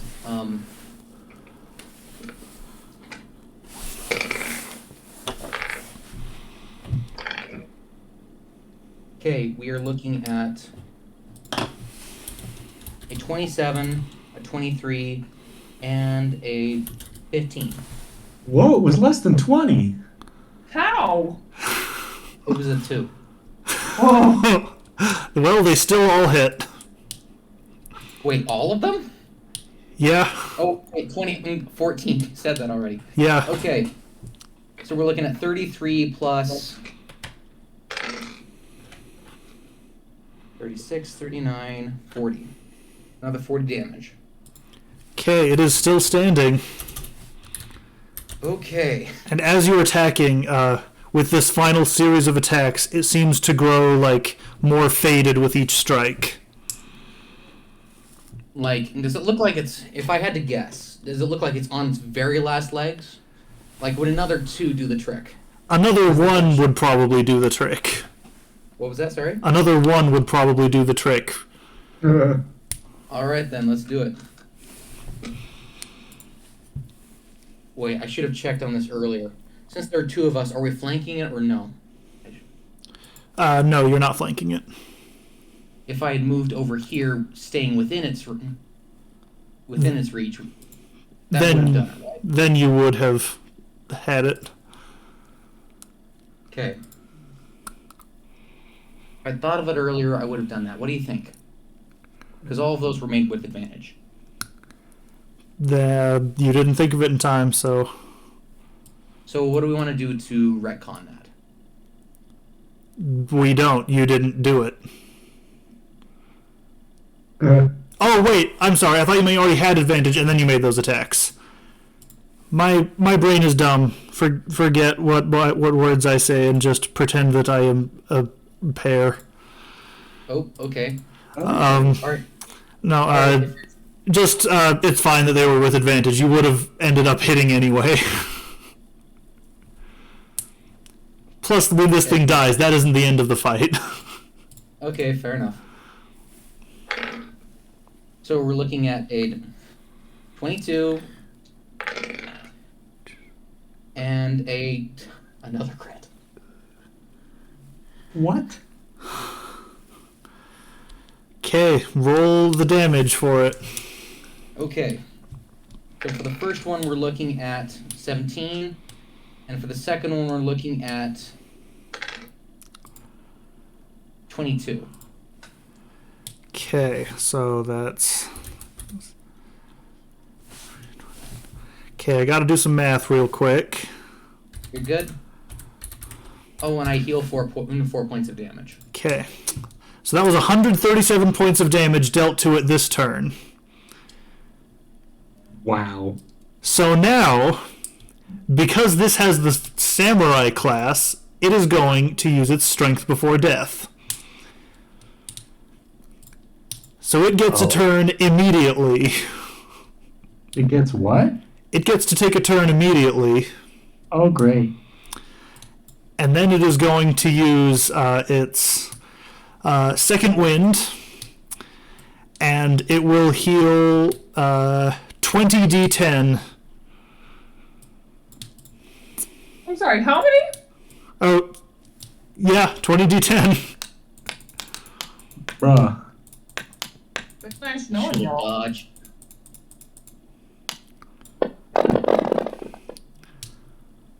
Okay, 92.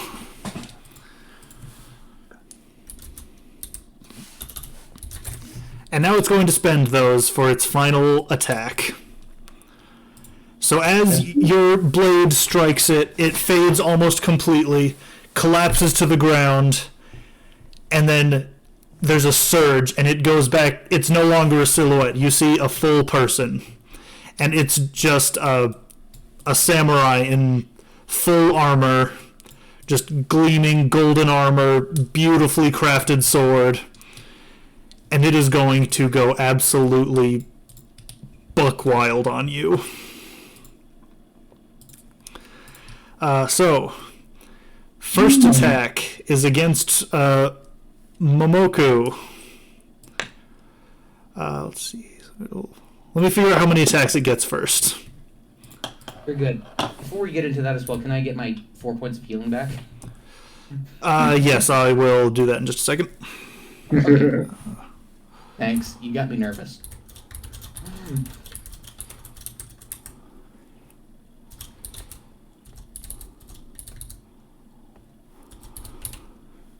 Okay, so it gets to finish off the fight with 13 attacks. Oh my. I really should have dodged.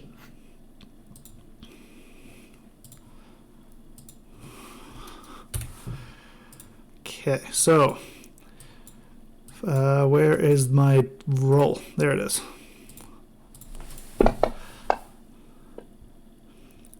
$27 will hit.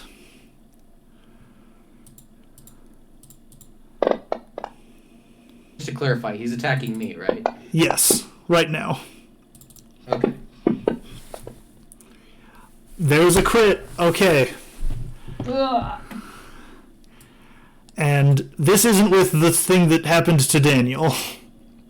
This is with a Vorpal sword. Oh no.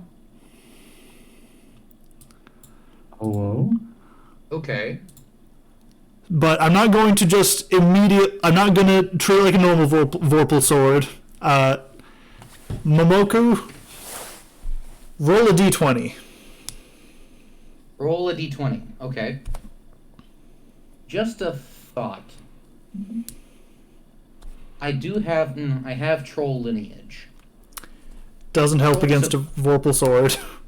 What was that, sorry? It won't affect a Vorpal sword. I guess it won't stop me from them from cutting off my head, but would enable my friends to stick it back on. Is that one of the things it lists? It's not explicitly, no. So It is off in left field. Roll 20. A 12. Okay. Your head flies off. And What? you die. Bruh. What? Okay, I guess. What? No.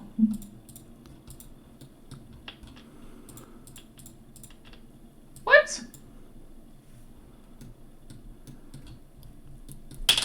He didn't make the save. Baba.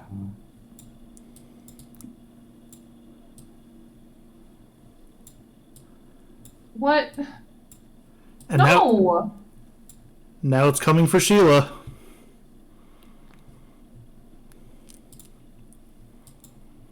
Can I do anything? What do you want to do? If you can convince me, then it can happen.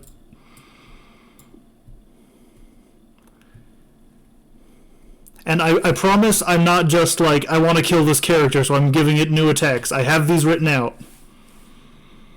He did crit with a Vorpal sword. That is the rule. You crit with a Vorpal sword, Yes. and that's why his head got chopped off? Yeah, if you crit with a Vorpal sword, you immediately cut your enemy's head off, unless they're too large to have their head removed.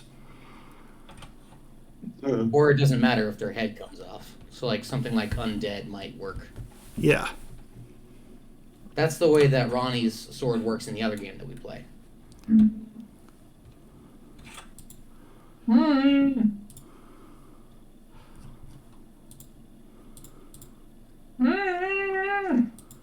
The best I can think of is if you guys can stick my head on and let it stitch itself back together, but Yeah, I you're, have fast coral. if you can survive, you may be able to save him. But currently, he's dead on the floor. But dead is not always fully dead, because D&D is silly. So, Sheila, let's see if you can survive 5 attacks. Okay. What's your AC? 17. Okay, so there's 1 hit, 2 hits, 3 hits, 4 hits but no crits.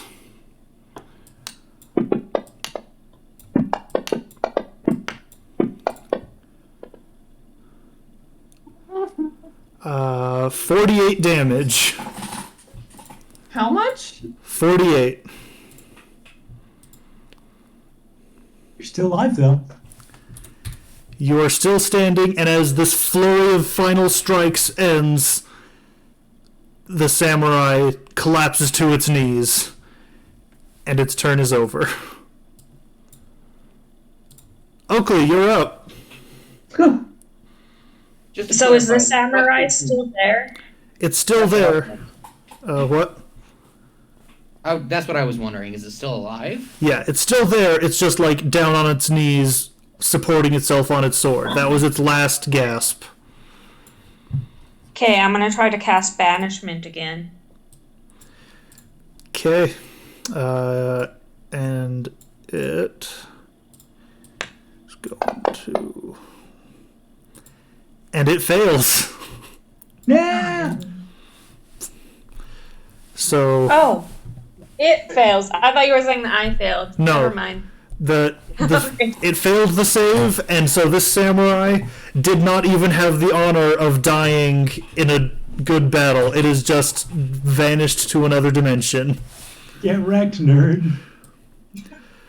Okay, you're out of combat. What are you going to do to save Momoku?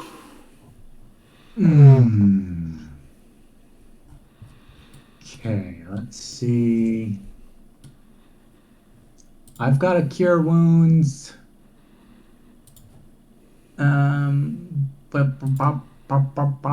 You're gonna need something a little more serious than a cure wounds. I kind of figured.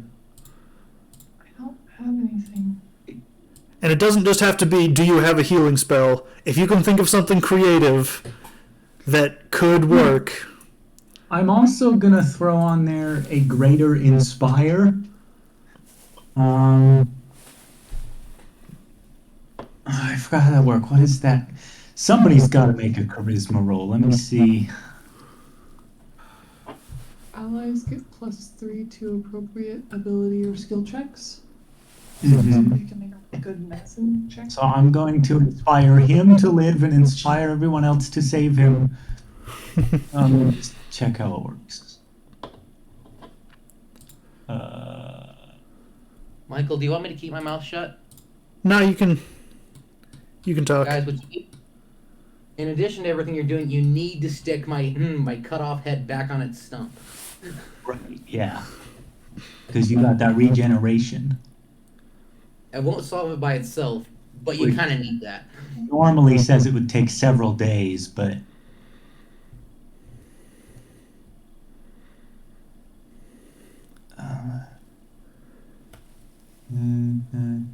inspire.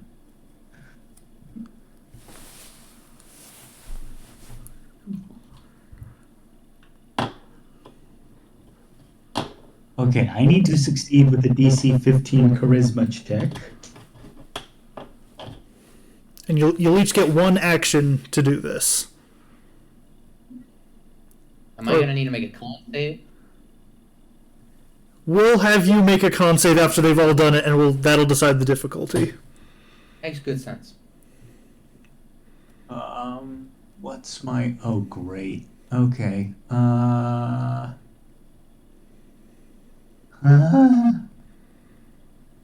Well, here we go. Oh, excuse me. That's a 19. Okay. Everybody's So- inspired. Your inspiration works. Oakley, what's your move?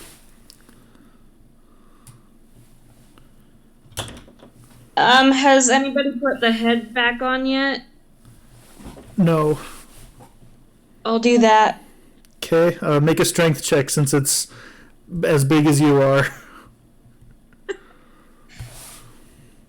And add 3.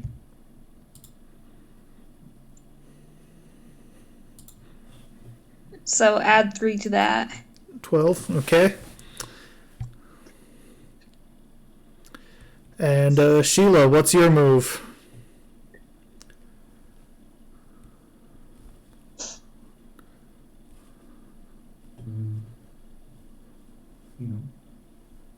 I think I know the answer to this, but can I cast Mending to at least reattach his head to his body? Yeah, let's go. Use I am- Mending! I am, at this moment, an inanimate object. You attach the head, and with your efforts combined, you're going to get one chance to save yourself. Make a con save +3. The DC is 20. Oh my gosh. Con save +3. Just for the sake of clarity, because the save works on Fantasy Grounds, all the stats are applied. Minus the +3, we'll have to add that. I will do it online. You save. No way. As you reattach the head and hope and inspire and what all, Momoku gets to his feet. We can do this together. We just gotta keep our heads in the game. Tyler, I will end you right here. And I did roll to see if you put his head on backwards, but you didn't. His head's on normal. Thank goodness. Can I narrate out my coming back? Sure. Ooh, okay, how do I want to do this? Hopefully quickly, because... Okay, that's true, that's true. His eyes fly open. He takes it. Massive. Hear me. I'm not.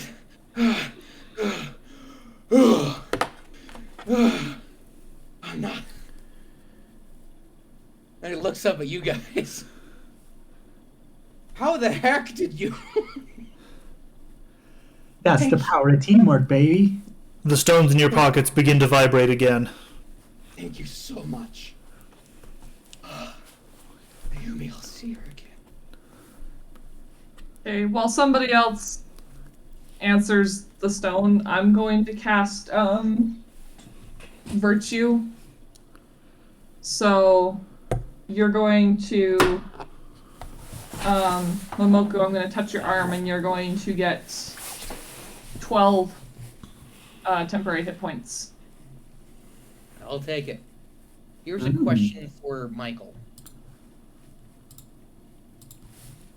Since I went from... This could definitely be either way, but I just want to check in advance. Since I went from almost full hit points to 0 with just a decapitation, and they just fixed the decapitation, am I mostly alright, or am I still almost dead? Either way makes sense, but... Until she did that, you had 1 hit point left. I'll take it. Okay. So who's answering the rock? I'll answer. Momoku's too busy gasping for breath and Hello, hello. lying on the ground. Tyler, if you're going to do anything, you have to do it now. We are on our way. The gate is about to fall. Do something in a minute or less, or it's over. Okay, bye. Okay, starting timer. Oh boy. And Who can fly this ship? You. We don't need to fly it, we need to crash it. Yeah, but the more accuracy we could have, I feel like would. okay, and timer starts now. Okay, cool. What do I need to roll to try and fly the ship? Intelligence. Okay, Okay. I'm gonna do the same thing. Okay. I'm gonna roll for that too.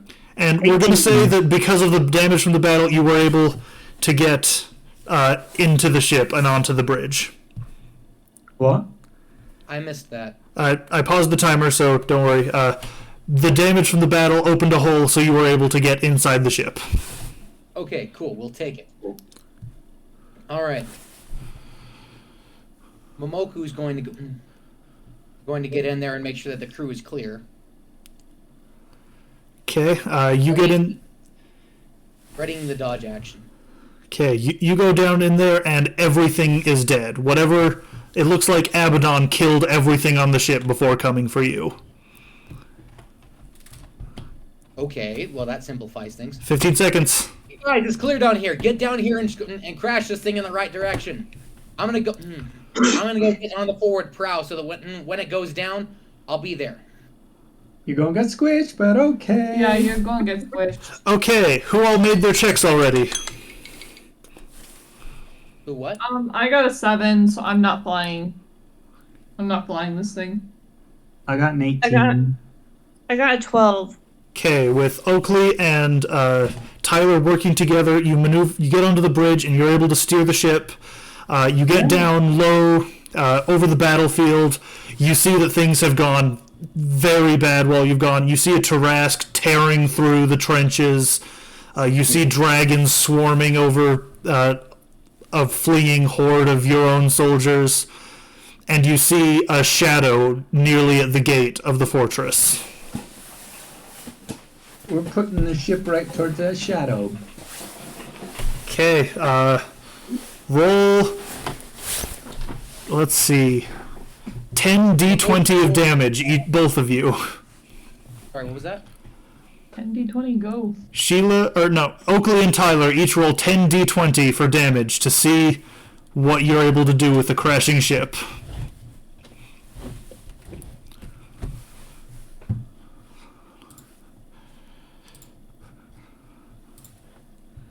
Did you crit?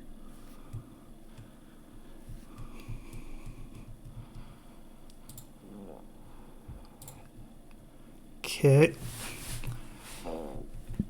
Oakley got 100. What did you get, Tyler? 95. 95?